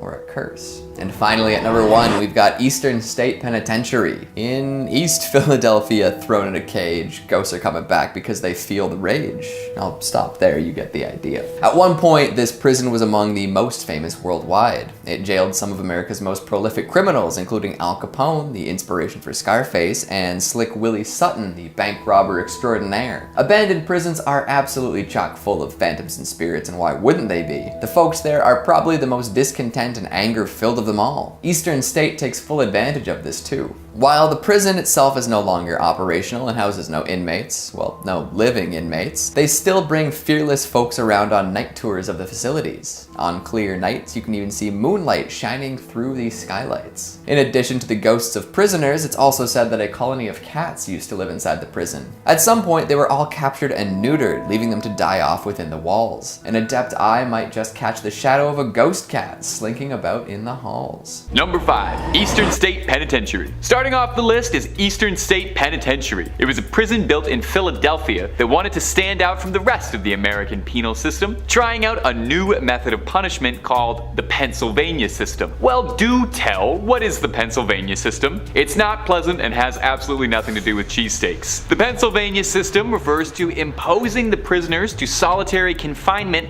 all of the time, 24/7. The prisoners lived alone, ate alone, exercised alone, and were only ever allowed to interact with prison guards. When they were being transported or moved around the prison, the guards would make them don black hoods. Guess it's not nearly as sunny in Philadelphia as Frank Reynolds would have you believe. Now this might not surprise you, but this was not a terribly popular system with inmates. The miserable conditions made the inmates' lives horrendous, but the prison didn't care too much. The system only ended up collapsing in 1913 due to overcrowding in the prison. But Eastern State didn't let this stop them from acting sadistically, and really, if anything, just inspired them to get a little more creative. Prisoners would have their tongues chained to their wrists. Unruly, troublesome prisoners would be chained to chairs for days on end. They would douse prisoners in freezing cold water, and perhaps worst of all, would trap prisoners into a pit they affectionately nicknamed the Hole, where they'd be kept in the darkness for weeks on end. I'm really not sure if that's any better than the original system. In 1970, after decades of terrorizing its inmates, Eastern State let the last of its inmates free and closed the gates permanently, only to crack them back open a little bit as a tourist location, reopening its walls as a haunted attraction. Due to its horrific history and ominous atmosphere, the prison was rebranded as a haunt, with legends saying that you'll hear all kinds of disembodied laughter, screaming and crying, ghostly figures, shadows moving across the wall, and unexplained footsteps. And if you're looking for more scary stories about prisons or really about anything, then you're at exactly the right place. Stay subscribed to Top 5 Scary for more new scary videos every day. Number 4. Ohio State Reformatory. Ohio State is the picture of a perfect prison. I mean, literally, it was the set for the Shawshank Redemption, so it's kind of a big deal in the prison world. The prison first opened its gates in 1890 and was initially an intermediate penitentiary, a facility for first-time offenders who were deemed too violent to be in other prisons. The inmates were taught basic trades for release and reintegration. However, the prison population started to swell too much by the 20th century, and the reformatory was forced to accept inmates convicted of serious crimes. While day-to-day operations weren't too terribly out of the norm for any other prison, one event in the 1930s may have contributed greatly to the paranormal rumors surrounding it. In the late 1930s, a riot broke out in the East Cell Block, and as punishment, the guards rounded up 120 rioters to share 12 solitary confinement cells together for a week without any food or water. Obviously, this led to multiple prisoners passing away, and even more being broken down to the point of madness. Just outside the prison stands 215 numbered graves, a monument to all the horror that the prison had experienced over the years. Since then, the prison itself has reformed, rehabilitating itself much like Eastern State as a haunted house. Visitors and tour guides who walk through Ohio State report feeling inexplicable chills while walking through the prison's walls. Witnesses say they hear cell doors slam and see dark figures. Those brave enough are welcome to take the prison's tour and attempt to track down spirits of their own, or if you're feeling particularly festive for the Halloween season, you can try the Haunted Prison Experience, a guided tour replete with animatronics and actors for that haunted house feel. Number 3. Missouri State Penitentiary. Once dubbed the bloodiest 47 acres in America, it is no surprise at all that Missouri State Pen is home to all kinds of rumors to be haunted by the souls of its former inmates. The prison was nicknamed The Walls, and shortly after its construction was already home to 2,000 inmates, doubling that size in the progressing years. The prison was home to several riots and escape attempts, with the most infamous attempt occurring in 1954, when some 2,500 inmates participated in a massive day-long riot. 4 buildings burned and the National Guard was called in. Shockingly, out of this, only 4 inmates were fatally injured during this event, and none managed to escape, lending to the prison's hard reputation. Now, the prison has always been reported to be haunted, even during its operation, with both guards and inmates during its service claiming to see spectral apparitions. Most of the ghost stories come out of the prison's oldest building, the A building, home to some of the crueler punishments, including an underground room called the Dungeon, a dank, hostile basement with a low ceiling forcing prisoners into a subservient position where the only light that could be observed was a slit through the door. Modern visitors to the dungeon complain of the disgusting odor of bodies that's pungent, and they feel like they're being watched. Disembodied voices have even been picked up by EVP monitors while wandering through the dungeon. In the control room, visitors report occasionally seeing a spirit called Fast Jack, a medical practitioner from the prison's operating days, who can be seen appearing as a ghastly figure holding a clipboard and a white lab coat, frantically scurrying around the control room trying to carry out some duty from when he was alive, slamming lockers and opening doors. Several ghost hunting groups over the years have investigated the Missouri State Pen, including legendary ghost hunting hero Zach Baggins and the Ghost Adventures crew, finding mysterious voices and what looked like shadow people wandering the halls. Although the bloodiest 47 acres in America might have dried up and the walls are now open to the public, for the inmates who are still impounded there, it's as terrifying as ever. Number 2. West Virginia Penitentiary. Almost heaven. West Virginia, Blue Ridge Mountains, and haunted prisons. The Appalachians might be home to one of the most beautiful parts of the United States, but West Virginia Penitentiary is anything but. In 1863, after West Virginia seceded from Virginia Classic, the new fledgling state needed its own prison, and Moundsville, West Virginia, was chosen as the home for their new state pen. The prison's conditions were unlivable. West Virginia Penn frequently made the Department of Justice's top 10 violent prisons in the country. Idea for a new video. An infamous spot in the prison was known as the Sugar Shack, a small rec room for the inmates that served as a hotbed for all kinds of violent illegal activity. The prison is also home to a famous electric chair that an inmate was forced to build, nicknamed Old Sparky. Old Sparky is still standing there today. In the 1950s, the prison was so overcrowded that 3 prisoners at a time would be shoved into one cramped 7 by 5 foot cell. The men were kept like animals in cages. Riots and violent outbursts were fairly commonplace. The prison was overcrowded, dilapidated and run down, and staffed by overwhelmed guards. Eventually, the prison would be forced to open its gates, decommissioning as a prison and shipping all of its inmates elsewhere. The building still stands and is used as a training facility for law enforcement officers, but it's been said that the spirits of those whose lives ended here still wander. Hunters report equipment malfunctioning walking by the Sugar Shack or any of the cell blocks where the more violent inmates were housed. Reports of banging on the walls late at night, as well as random screams, are fairly commonplace too. The prison was reportedly haunted while inmates still populated it, with some of the earliest stories of hauntings stemming from the 1930s. It's thought that the prison was built on top of an indigenous gravesite of the Adena people, which has led to some speculation as perhaps an explanation for the hauntings. Like most of the prisons on this list, if you're curious enough yourself, West Virginia Penn is available to visit for tours, and you can even pop by the Sugar Shack and Old Sparky. And finally, number 1, Alcatraz. Alcatraz might very well be the United States' most infamous prison. On Alcatraz Island, just outside of San Fran, lies the notorious jail, built to house America's most deadly inmates, like Al Capone,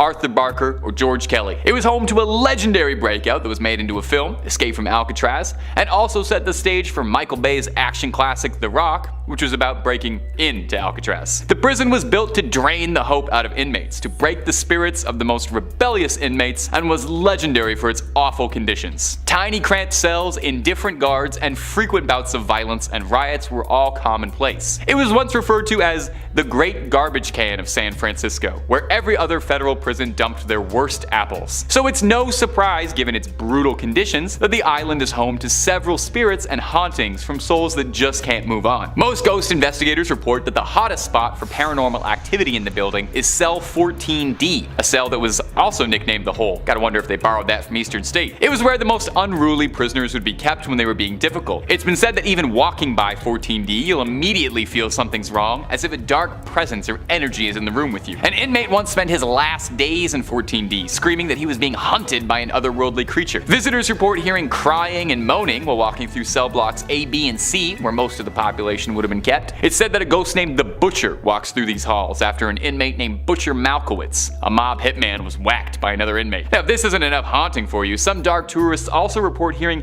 discordant, disembodied banjo strumming, thought to be a holdover from the spirit of Al Capone, who used to play his banjo in the prison band. Although the prison was decommissioned in 1963, 1963. It reopened shortly after, now as a museum and a haunted tour popular with Bay Area locals and visitors curious about learning about one of America's darkest prisons and perhaps its most haunted. Visit if you dare, but just make sure you're able to leave. Number 5. Chernobyl. I've made the executive decision to kick off today with the most obvious location. For those who might not be aware of the horrors of Chernobyl, allow me to start today off with a mini sad history lesson. So the disaster was a nuclear accident that occurred on the 26th of April of 1986 at the number 4 reactor in the Chernobyl nuclear power plant near the city of Pripyat. It is one of only 2 nuclear energy accidents rated at 7, which is the maximum severity on the International Nuclear Event Scale, the other being the 2011 Fukushima nuclear disaster in Japan. The meltdown and explosions ruptured the reactor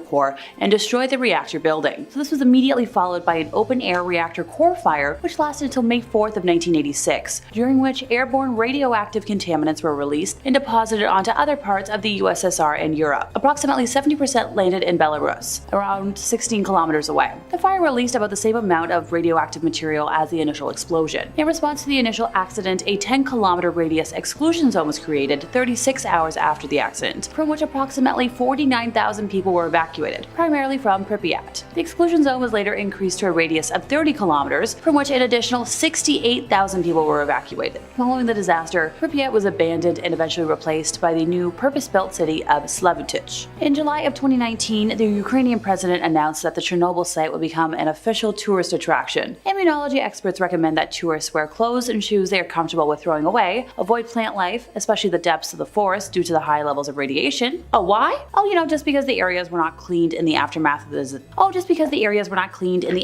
the disaster and remain highly contaminated. Research showed that fungus, moss, and mushrooms are radioactive. So among the buildings that were abandoned were multiple schools, with the small city having 15 preschools for just under 5,000 attendees. Most of the buildings in the city are practically empty, but not the schools. School books and class magazines were clearly of no value to looters, and city residents were more worried about saving at least something from their personal property, leaving the buildings almost intact, minus the effects of being left empty over time. Moving on to other places of note, the Pripyat amusement park was set to have its grand opening on the 1st of May in 1986, in time for the May Day celebrations, but those plans were cancelled on April 26. Several sources report that the park was opened for a short time on the 27th before the announcement to evacuate the city was made to distract the residents from the unfolding disaster nearby. Constructed under the Soviet Union as a park of culture and rest, typical of many large cities in the then Soviet Union, the amusement park's attractions were manufactured by the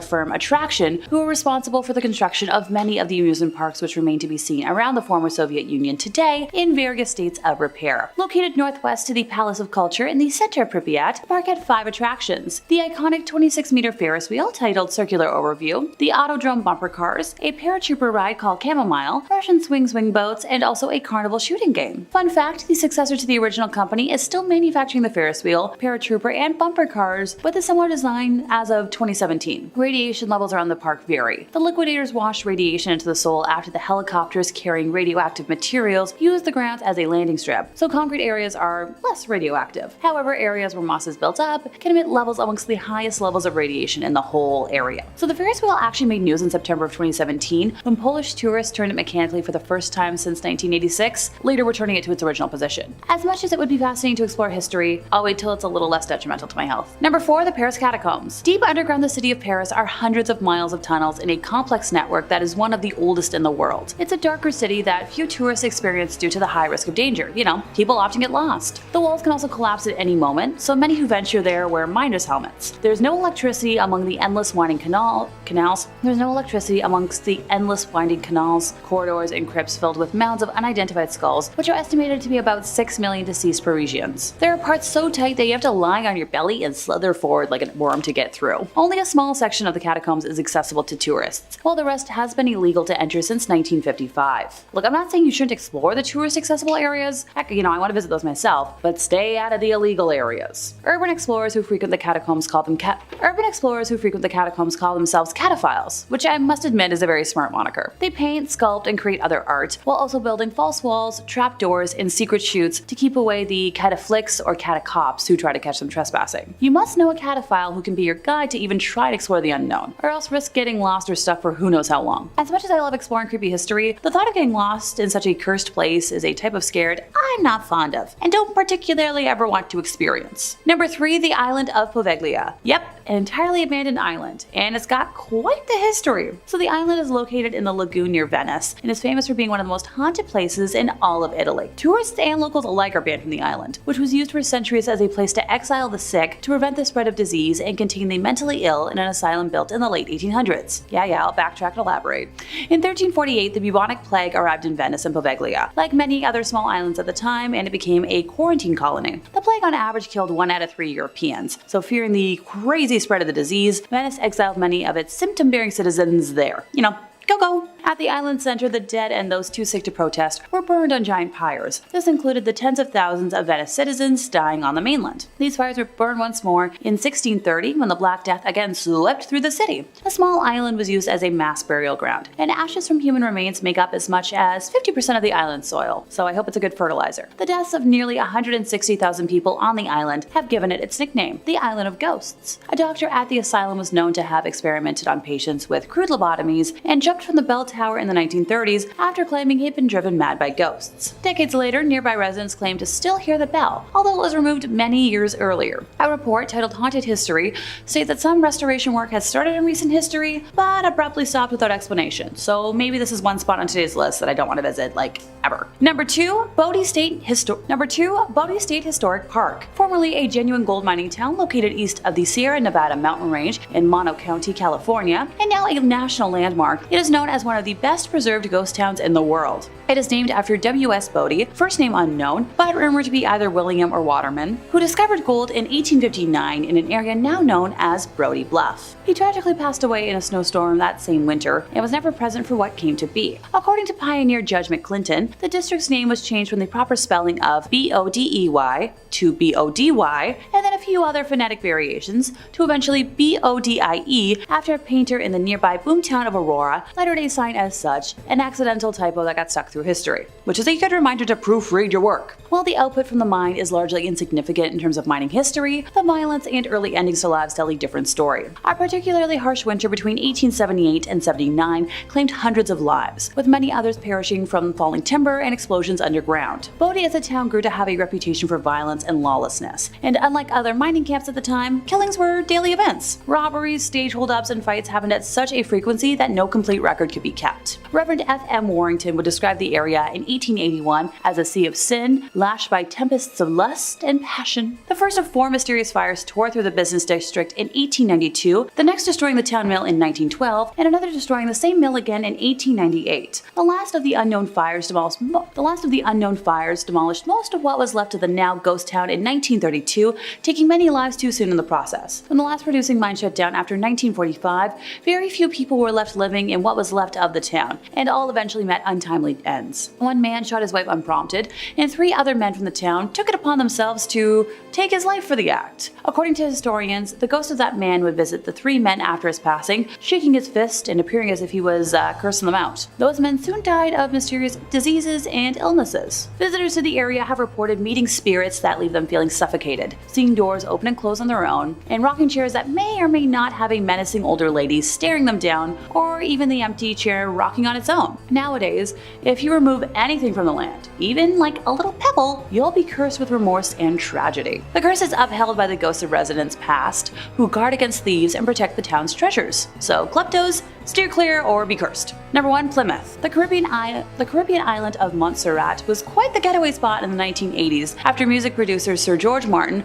opened a recording studio there called Air. The appeal of working with his team and spending a few weeks or months recording in a tropical paradise was so compelling that the world's most famous rock stars, had a good time there. We're talking like Mick Jagger, Elton John, Stevie Wonder, and Paul McCartney all laid down tracks. The party sadly ended abruptly when twin disasters struck the island. Beginning on the 18th of July in 1995, a series of huge eruptions at the South Friar Hills volcano, which had been inactive for centuries, sent pyroclastic flows and ash falls across a wide area of southern Montserrat, including the capital of Plymouth. On the 21st of August in 1995, tephra fell on Plymouth, necessitating an evacuation that lasted until September 3rd. Following renewed volcanic activity on the 1st of December, residents were evacuated for the second time, but were allowed back on the 1st of January. On April 3rd, it was evacuated for the third and final time. The island was divided into risk zones. During some periods, entry into Plymouth was prohibited, and at other times it was allowed during daytime only to those with a means of rapid escape. And the last time that access was legally allowed to the area during daytime was June 16th of 1997, which was right before I was born. On the 25th of June, a further massive eruption produced pyroclastic surges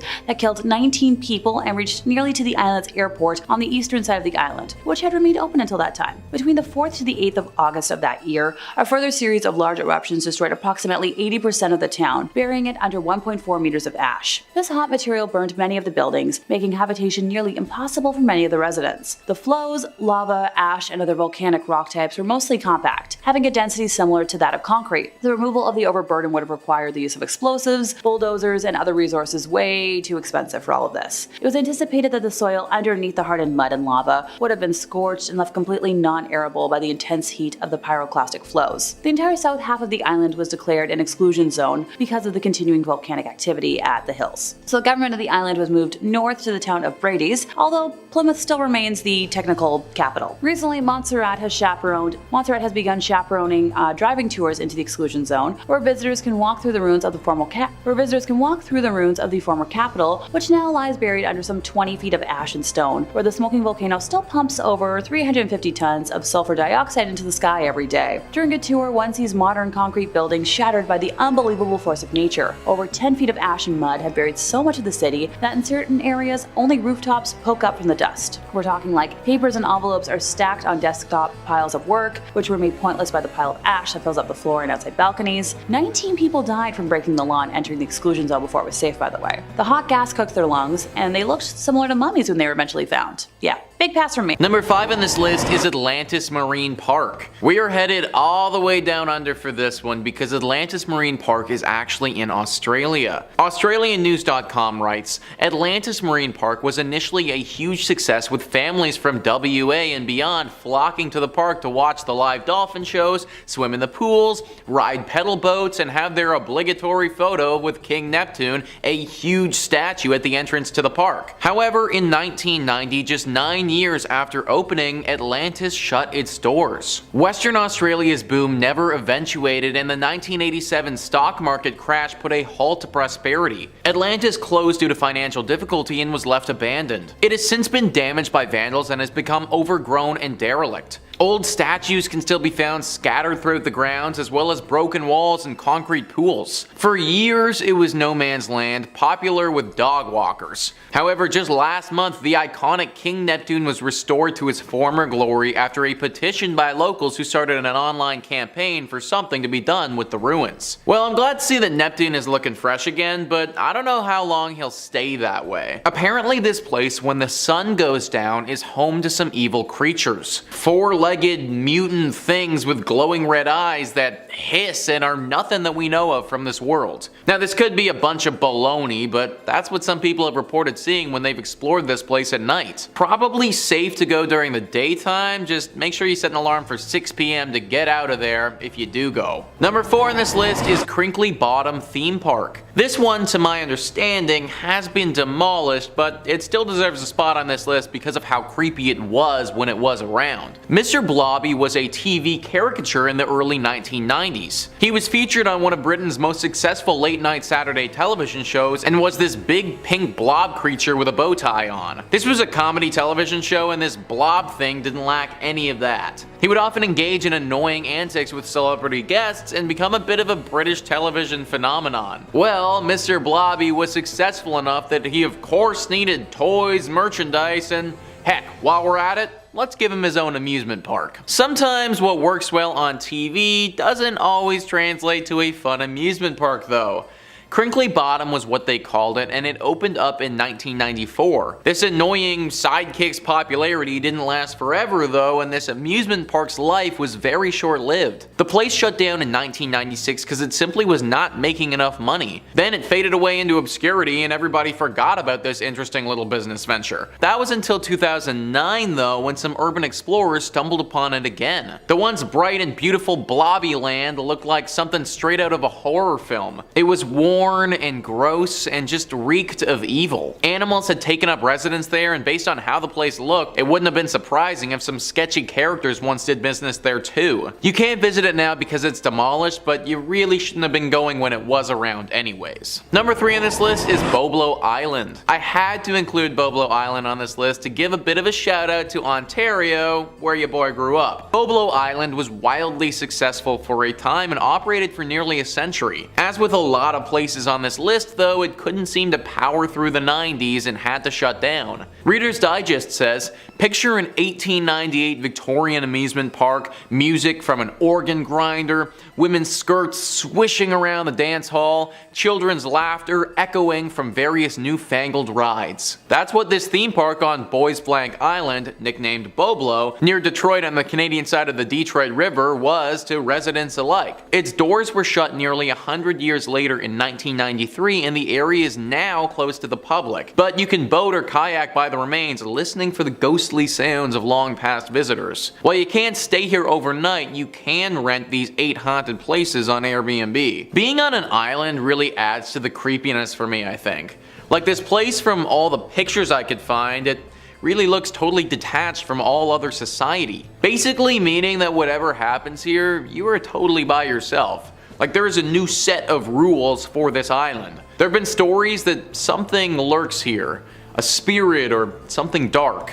Be very careful if you ever go to Boblo Island. Number 2 on this list is Pripyat Amusement Park. Pripyat is a town that we've talked a lot about on this channel already. In fact, it was recently featured in a video where we looked at the top 5 mysterious towns that are completely abandoned. Pripyat is a ghost town in northern Ukraine and near the Ukrainian and Belarus border. It was named after the nearby river Pripyat and was founded in 1970. Right in the town is a small amusement park that once looked quite fun and had plans to grow into a big Ukrainian park that people might flock to. Those dreams were never realized though, and now it sits in complete and utter disarray. Those dreams were never realized because of the horrible accident that occurred in 1986. You see, the town of Pripyat was basically established to serve the Chernobyl nuclear power plant. When it was first built, it was a closed town basically only for the workers of this place, but it grew and grew as time went on, and at its height had a population of just under 50,000 people. I don't need to go into too much detail about the accident as a whole, because I imagine that you guys are all pretty aware. But basically, this was the worst accident of this nature in human history, and for all our sakes, we need to hope that it never happens again. The radiation damage was absolutely massive, and right after it happened, the entire town of Pripyat had to be evacuated. That, of course, has left the amusement park, right in the middle of this town, completely abandoned as well. Not a lot of people have gone to this town or park since this incident occurred. For a long time, it wasn't safe to set foot within a set radius of the blast. Those who have been brave or foolish enough to set foot into this town and explore the amusement park have reported some strange and scary findings. Rumor has it that some sort of entity lives there. Something dark and evil calling this abandoned place home. A nasty and sinister entity that doesn't like to be disturbed. There have been talks of this being some type of shadow creature or potentially a beast, like a werewolf of sorts. Either way, the people who visit this place feel an overwhelming sense of dread when they're there. They also feel as if they're unwelcome, like they entered somebody's home who doesn't want them there. There are multiple reasons why this amusement park is abandoned, so I'd stay away if I was you. And finally, number 1 on this list is Six Flags. Now, I don't mean Six Flags as a chain or anything like that. There's 23 different Six Flags in the United States, and not all of them are haunted. One in particular, though, is currently out of commission, abandoned, and definitely a spot you shouldn't go to. All the Rooms writes, this Six Flags fell out of business following serious damage from Hurricane Katrina in 2005. The park opened in 2000 and was only operating for a few years before suffering significantly during the hurricane, which displaced 20,000 people and killed nearly 2,000 people. The park closed after Hurricane Katrina Katrina, and there wasn't enough funding for repairs, so it fell into further decay over the last few years. To this day, there's still an eerie sign at the entrance to the park that says "Closed for the storm." It's an apocalyptic site which has been taken advantage of by Hollywood and used for films such as Jurassic World and Dawn of Planet of the Apes. These filmmakers are way braver than I would be, because I would not want to be setting foot on those grounds. The people who have been here all seem to think that something paranormal is going on. Phantom noises echoing throughout the park and other random bodiless sounds are heard all the time. Similarly to a lot of the other things on this list, there is a massive overhanging feeling of dread. The air is thick with it and you can almost taste the discomfort. No one has reported being attacked here, but it seems like that's only a matter of time if people keep going. The mayor of New Orleans is currently looking at demolishing this park, which, in my opinion, probably for the best. Number 5 on this list is the Philadelphia State Hospital. This place is abandoned now, and based on the atrocities that happened here, that's for good reason. All That's Interesting says, in the early 20th century, abuse against patients in these mental asylums was rampant, but few places were as violent as the Philadelphia State Hospital at Byberry, where multiple homicides were later uncovered. The facility opened in 1903 as a working farm for the mentally ill, and patients from other overcrowded mental health hospitals were sent there to heal. But the humble treatment facility quickly became overcrowded itself and was expanded into a multi-campus hospital.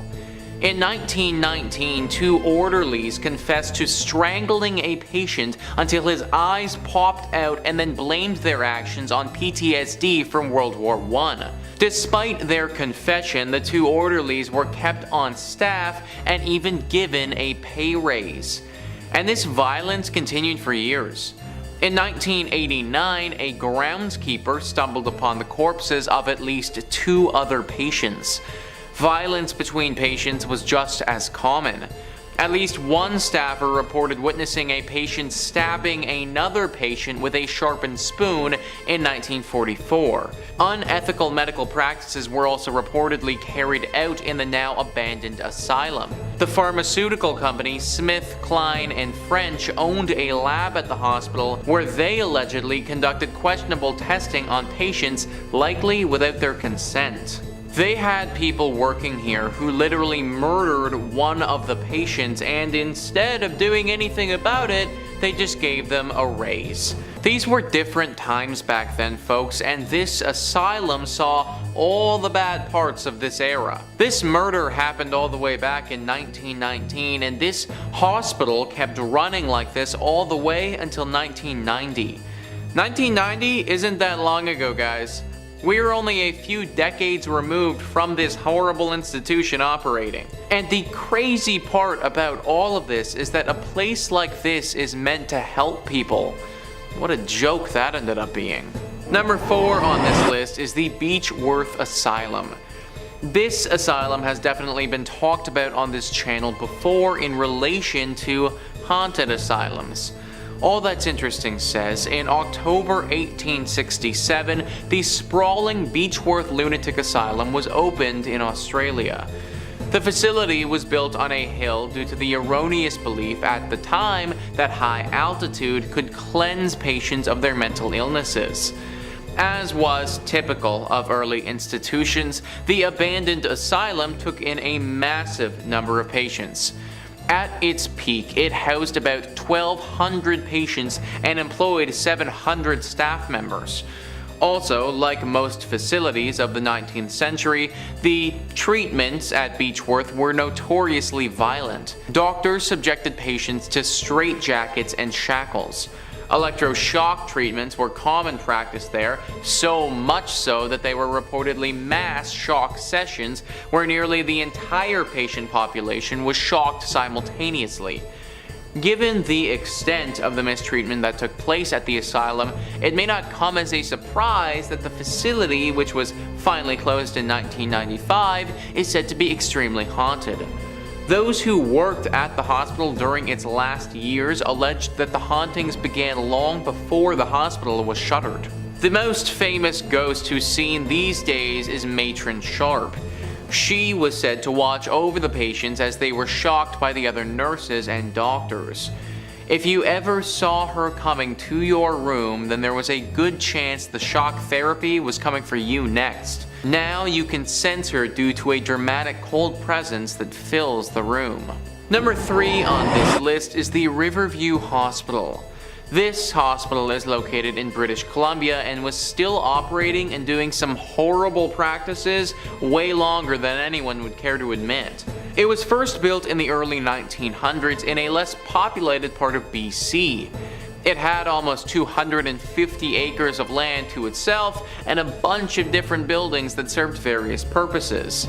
There was one building called the West Lawn Pavilion, which actually was said to house the most disturbed male patients in the whole country. This part of the hospital eventually shut down in 1983, but the rest of the place, where a bunch of questionable practices were going down, that didn't shut down until 2010.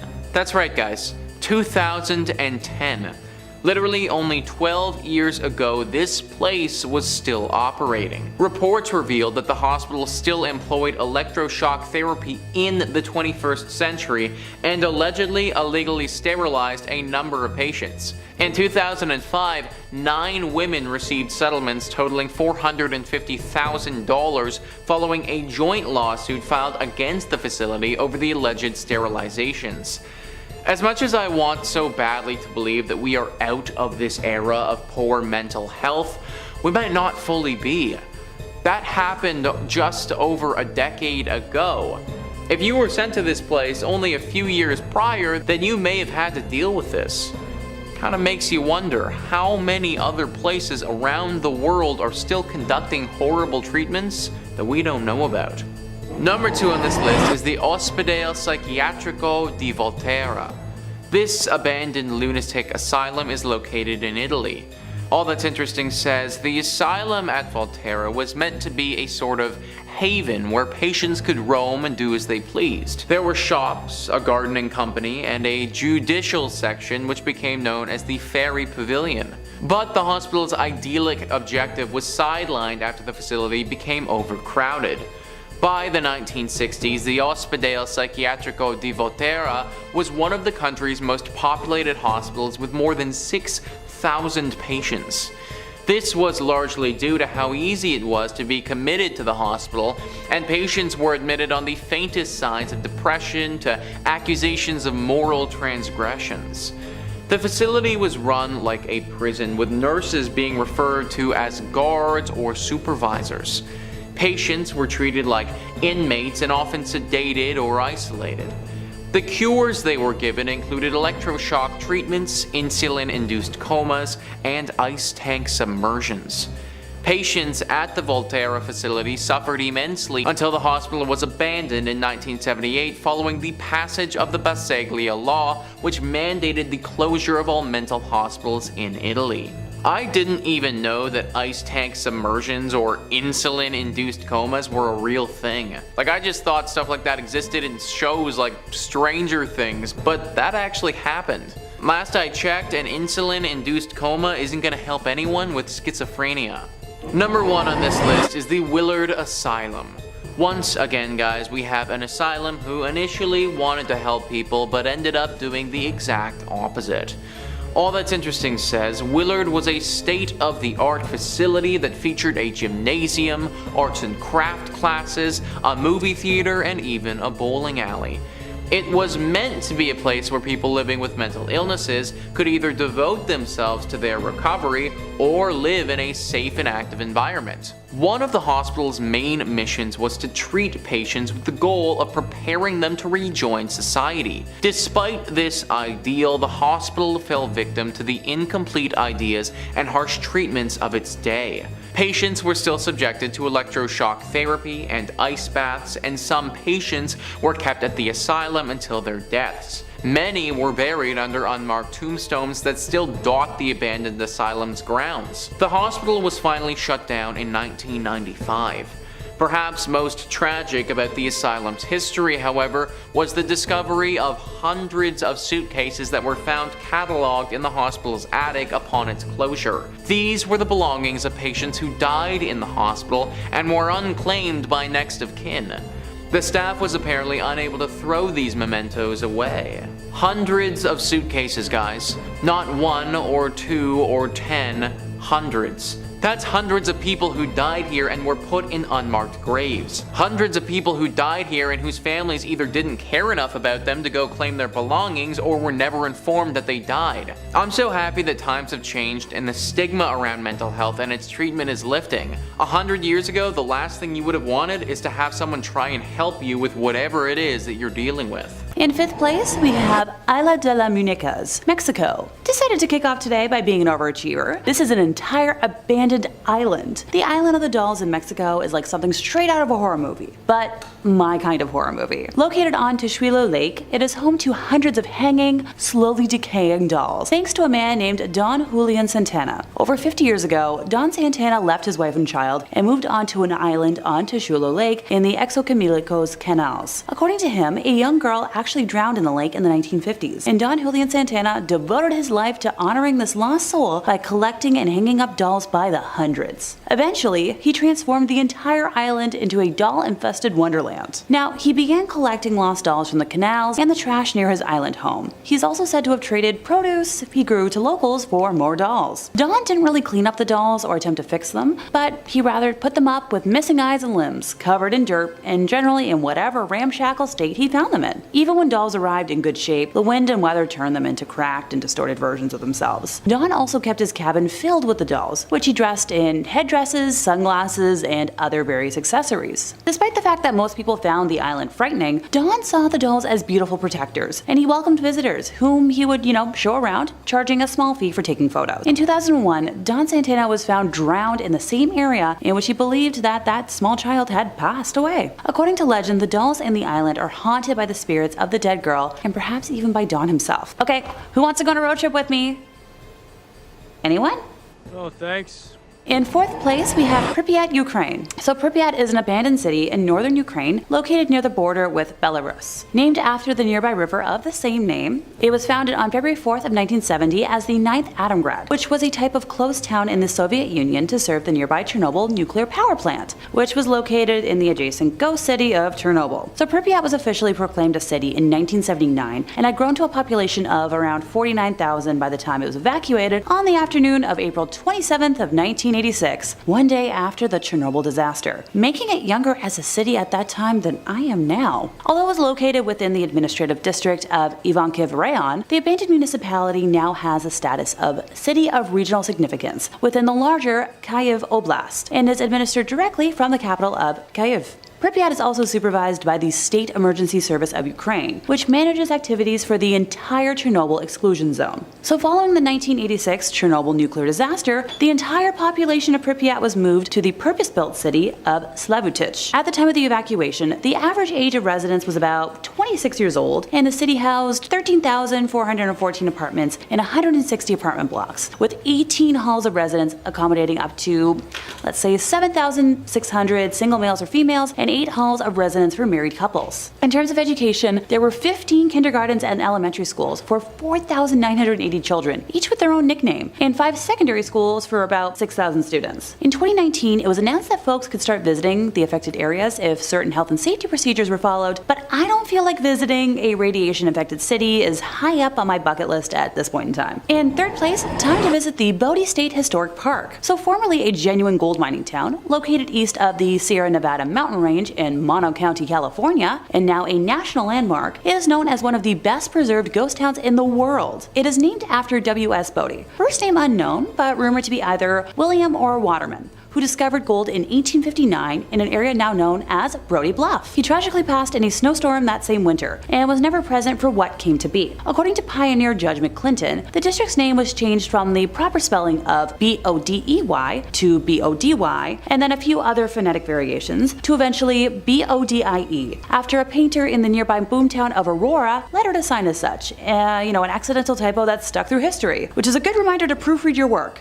I don't do it enough. While the output from the mine is largely insignificant in terms of mining history, the violence and early endings to lives tell a different story. And a particularly harsh winter between 1878 and 79 claimed hundreds of lives, with many others perishing from falling timbers and explosions underground. So Bodie as a town grew to have a reputation for violence and lawlessness. And unlike other mining camps at the time, killings were daily events. Robberies, stage holdups, and fights happened at such a frequency that no complete record could be kept. Reverend F.M. Warrington would describe the area in 1881 as a sea of sin, lashed by the tempests of lust and passion. The first of 4 mysterious fires tore through the business district in 1892, the next destroying the town mill in 1912, and another destroying the same mill again in 1898. The last of the unknown fires demolished most of what was left of the now ghost town in 1932, taking many lives way too soon in the process. So when the last producing mine shut down after 1945, very few people were left living in what was left of the town, and all eventually met untimely ends. One man shot his wife unprompted, and 3 other men from the town took it upon themselves to take his life for that act. So according to historians, the ghost of that man would visit the 3 men after his passing, shaking his fist and appearing as if he was cursing them out. Those men soon died of mysterious diseases and illnesses. Visitors to the area have reported meeting spirits that leave them feeling suffocated, seeing doors open and close on their own, and rocking chairs that may or may not have a menacing older lady staring them down, or even the empty chair rocking on its own. Though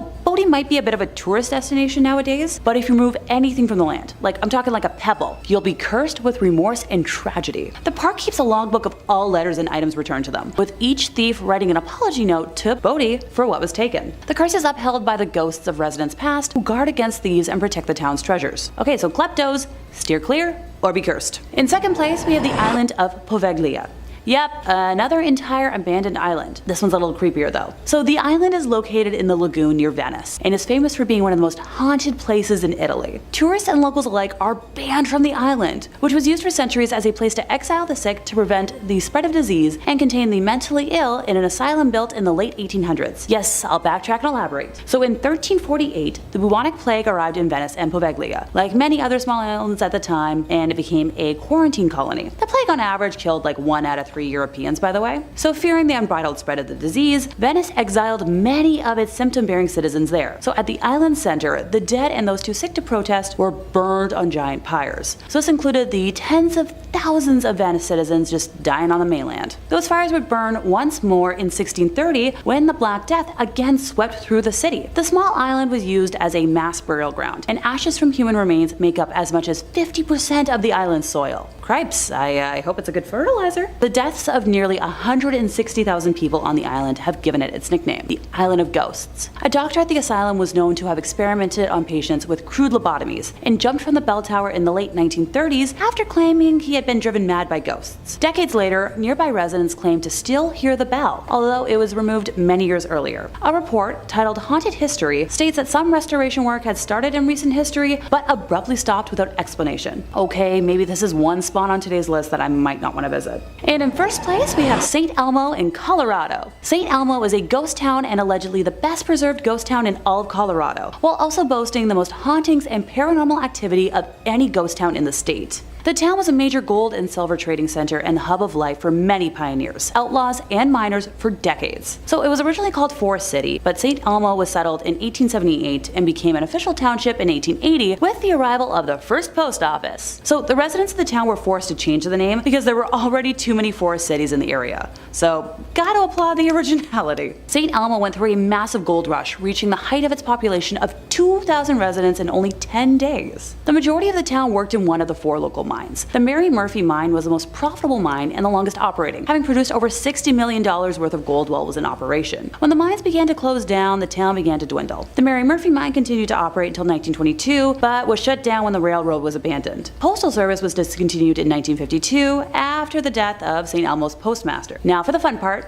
ghost stories. I saved the best for last for a reason. The most famous ghost of St. Elmo is Annabelle Dirty Annie Stark, not to be confused with the beloved Annabelle doll. This Annabelle is the descendant of Anton and Anna Stark, who arrived in St. Elmo with the Pacific Railroad in 1881. Anton was a section boss in the mines, while Anna ran the Home Comfort Hotel located on Poplar Street and the general store. Oh, and both structures are still standing today. Anna Stark was known as a cruel and harsh woman who never allowed her 3 children, Roy, Tony, and Annabelle, out in the town to mingle or work alongside alongside what she deemed the simple town folk. Annabelle grew up attractive and passionate for the town, and her love of St. Elmo was fierce. After the death of her mother, Annabelle and Tony inherited the hotel, and the once impeccably clean establishment fell to shambles. So along with the decline of the town, Annabelle began to lose her grasp on reality. The town soon called her Dirty Annie because she would emerge in filthy clothing and her hair was in a tangled mess all the time. Finally, free of the harsh rule of her mother, most people assumed this was her quiet rebellion. Residents remember strolling the main street with her firearm loaded and hung over one shoulder, ready to protect the town from anyone who dared to threaten it. Since her death, it is told she can still be found roaming the streets. Only a short while after Annabelle had passed away, the hotel was left to a family friend whose grandchildren were playing inside the hotel, when suddenly all of the doors slammed shut and the temperature dropped 20 degrees. The children cried and screamed, and finally the room returned to the outside temperature, and the door slowly swung open. Oh, that's not the only ghost story.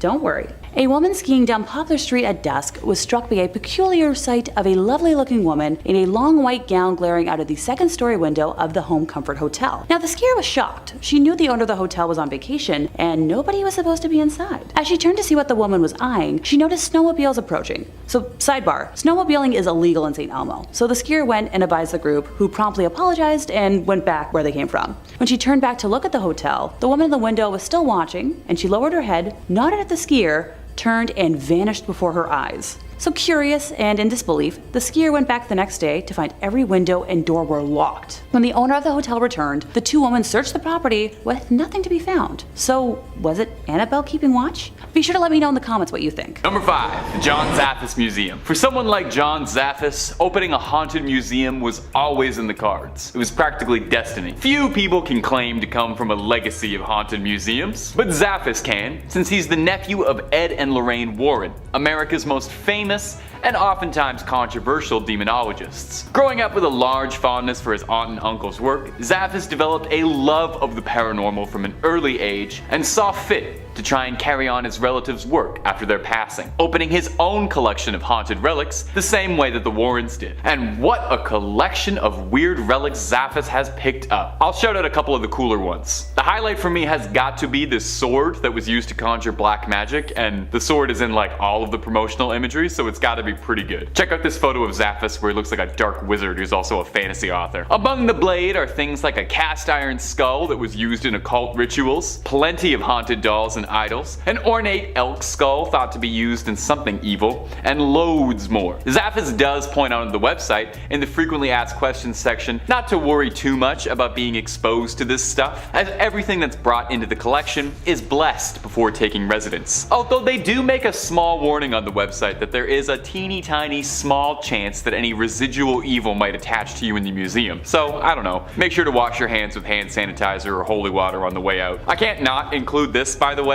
but the website also states that if Zaffis believes personally that any of the items in the museum have become too evil or too haunted to remain safe for public display, he throws it into an unspecified body of water. So if you're looking to start a collection of slightly used haunted relics on the cheap, I'd just check out the surrounding bodies of water to the museum. Now unfortunately, John Zaffis' museum is currently closed. Hey, this list was about ones that had to be abandoned, right? Can't come as too much of a surprise. But for those who are hoping to get a good up-close personal look at these cursed relics, Zaffis says he's been searching for a new location for the collection. Hopefully somewhere with some good ventilation, really let all that evil air flow. And hey, if you're looking for more videos about haunted museums, haunted objects, haunted dolls, haunted everything really, we've got all more of that in spades. So stay subscribed to Top 5 Scary, keep the screams coming all night long. Let's keep going. Number 4. The Museum of Medieval Torture Instruments. Pack up the whole family and make sure to stop by at the gift shop for the Museum of Medieval Torture Instruments. Don't worry, there's something for everybody here to enjoy. Make sure you take home the miniature guillotine. One quick look at their website is particularly illuminating. Our main product is emotion,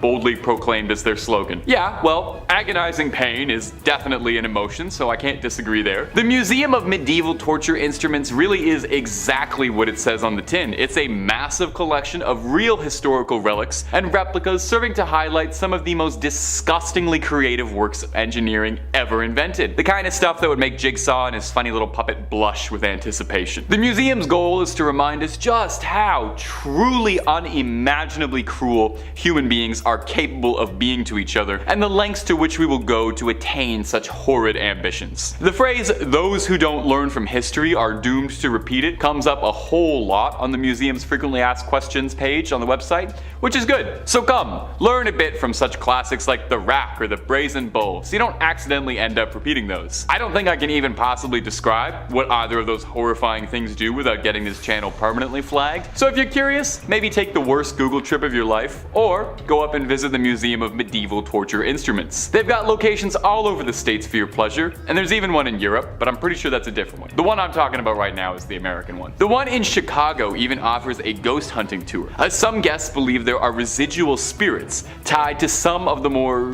grisly equipment kept in the dungeons. Guests are invited to spend the night on their own accord or with the safety of a tour guide to try and uncover any of the spirits that are said to be still living there, including an old executioner named Thomas who loves his work so much he just never left. Sheesh. Nearly 1,000 years and he still doesn't take a day off. Some people just love to have their nose to the grindstone, or to forcefully shove someone else's face into the grindstone. To each their own. Number 3, the Panang War Museum. I think it's a very good sign that your museum is a friendly, welcoming place. If you Google it and the first results are an article called "The Horrors on Ghost Hill" and a listing for an IMDb episode for a series called "I Wouldn't Go There" featuring your museum, it's either really hurting or really helping the tourism there. Well, if those warning signs weren't enough to deter you, enter the Panang War Museum, my little ghouls and goblins. It's been described as one of the most haunted spots in Asia, flat out. The Panang Museum is built atop the grave of an old army fort built by the British in the 1930s, but was taken control by the Japanese in the late 30s in World War II, and used to house prisoners for as long as the prisoners lived, which was usually not very long, if the site of the guillotine is anything to go by. After the end of the Second World War, the place had become totally abandoned, until it was retrofitted to become a museum, and serve as a reminder of the grim reality of war and its costs. The whole place kind of has this eerie, abandoned ghost town vibe as you walk through tunnels and old bunkers, serving to try and replicate what it would be like to actually work and spend time in a place like this while it was functioning. Given the very grim nature of the content and the site itself, which was home to so much bloodshed, death, hatred, and all the worst parts of our souls, it's no surprise that the museum has an infamous reputation as a spot for paranormal activity. Guests have reported seeing strange sightings, unusual shadows, and feeling chills as they walk through the bunkers. But all of this begs the question, would ghosts even be scarier than the actual truth of this place? Now, I've never been, but from what I was looking at and gathering for this, it seems to me like the true horror of the Panang Museum is that it's a reflection of some of the worst parts of the human experience. A reminder of what happens during wartime and what people do to one another. This place doesn't need stories of spirits. It's haunted enough as is by the memories that will forever be tied to it. Number 2, the Mutter Museum. Mutter is the German word for mother. That's your fact for today, so you can tell your Mutter that you learned something from this video. Well, this isn't a museum for moms or about moms, although they're more than welcome to come. The Mutter Museum in Philadelphia isn't quite like the other museums on this list. It's not particularly known for being paranormal or haunted, but rather it's a collection of medical oddities and curios all arranged behind cabinets in a very clean, professional manner. It's not known for vengeful spirits or anything walking the halls, but rather just home to an incredible amount of very creepy things in jars. Every picture of the place looks like something out of a mad scientist's lab, a background of a B horror movie set, that one weird place from that one Harry Potter movie, maybe I'm remembering that wrong. Amputated limbs float in jars next to organs, fetuses from all sorts of animals you can imagine, and more bones than you could possibly shake a femur at. They got skulls of all kinds. They got skulls for days. They got an entire wall dedicated solely to the skulls of criminals, and all sorts of broken skulls in disarray, eaten by tumors or other lovely diseases. If you're looking for skulls, they have got skulls. They've got a collection of famous remnants, Albert Einstein's brain, if you want to see if some of that rubs off on you, Grover Cleveland's famous tumor. Well, we all love Grover Cleveland's tumor. Pack the whole car up. Let's go see that. You know, fun stuff. Now, guests who visit the Mutter Museum do pretty frequently complain of feeling dizzy and uneasy while wandering through the collection, but whether or not that's because of some poltergeist or spiritual influence, or because you're wandering through a 6,000 square foot room looking at hundreds of brains, bones, and disembodied organs in jars, is up for some debate. I know just reading about this thing already makes me feel kind of squeamish, makes my stomach feel all churny. I wonder if they have a little cafe in this one, like most museums have. You think anybody's eating there? And number 1, the Museum of Death. The Museum of Death. Well, I wonder what sort of topics they enjoy covering at the Museum of Death. I bet they have an absolutely illuminating look at pre-Raphaelite art of the late 19th to early 20th centuries. They don't? What? No, at the Museum of Death, opened in Hollywood in 1995, which was opened by a married couple with the intention to make people happy to be alive.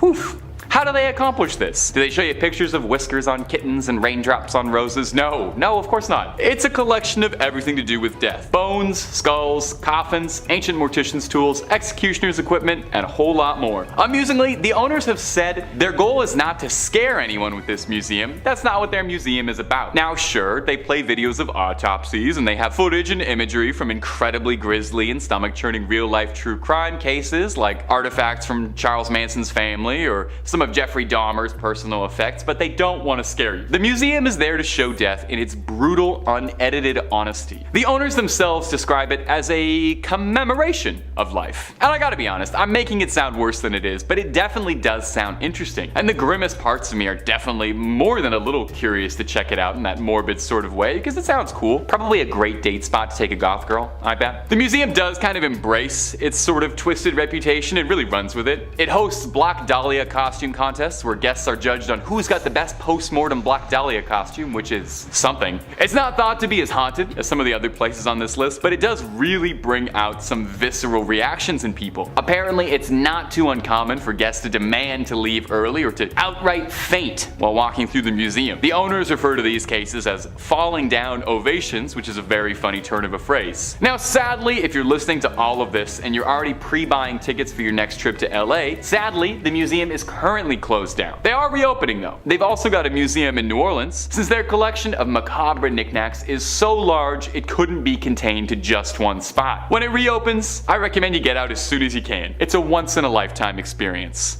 Eh?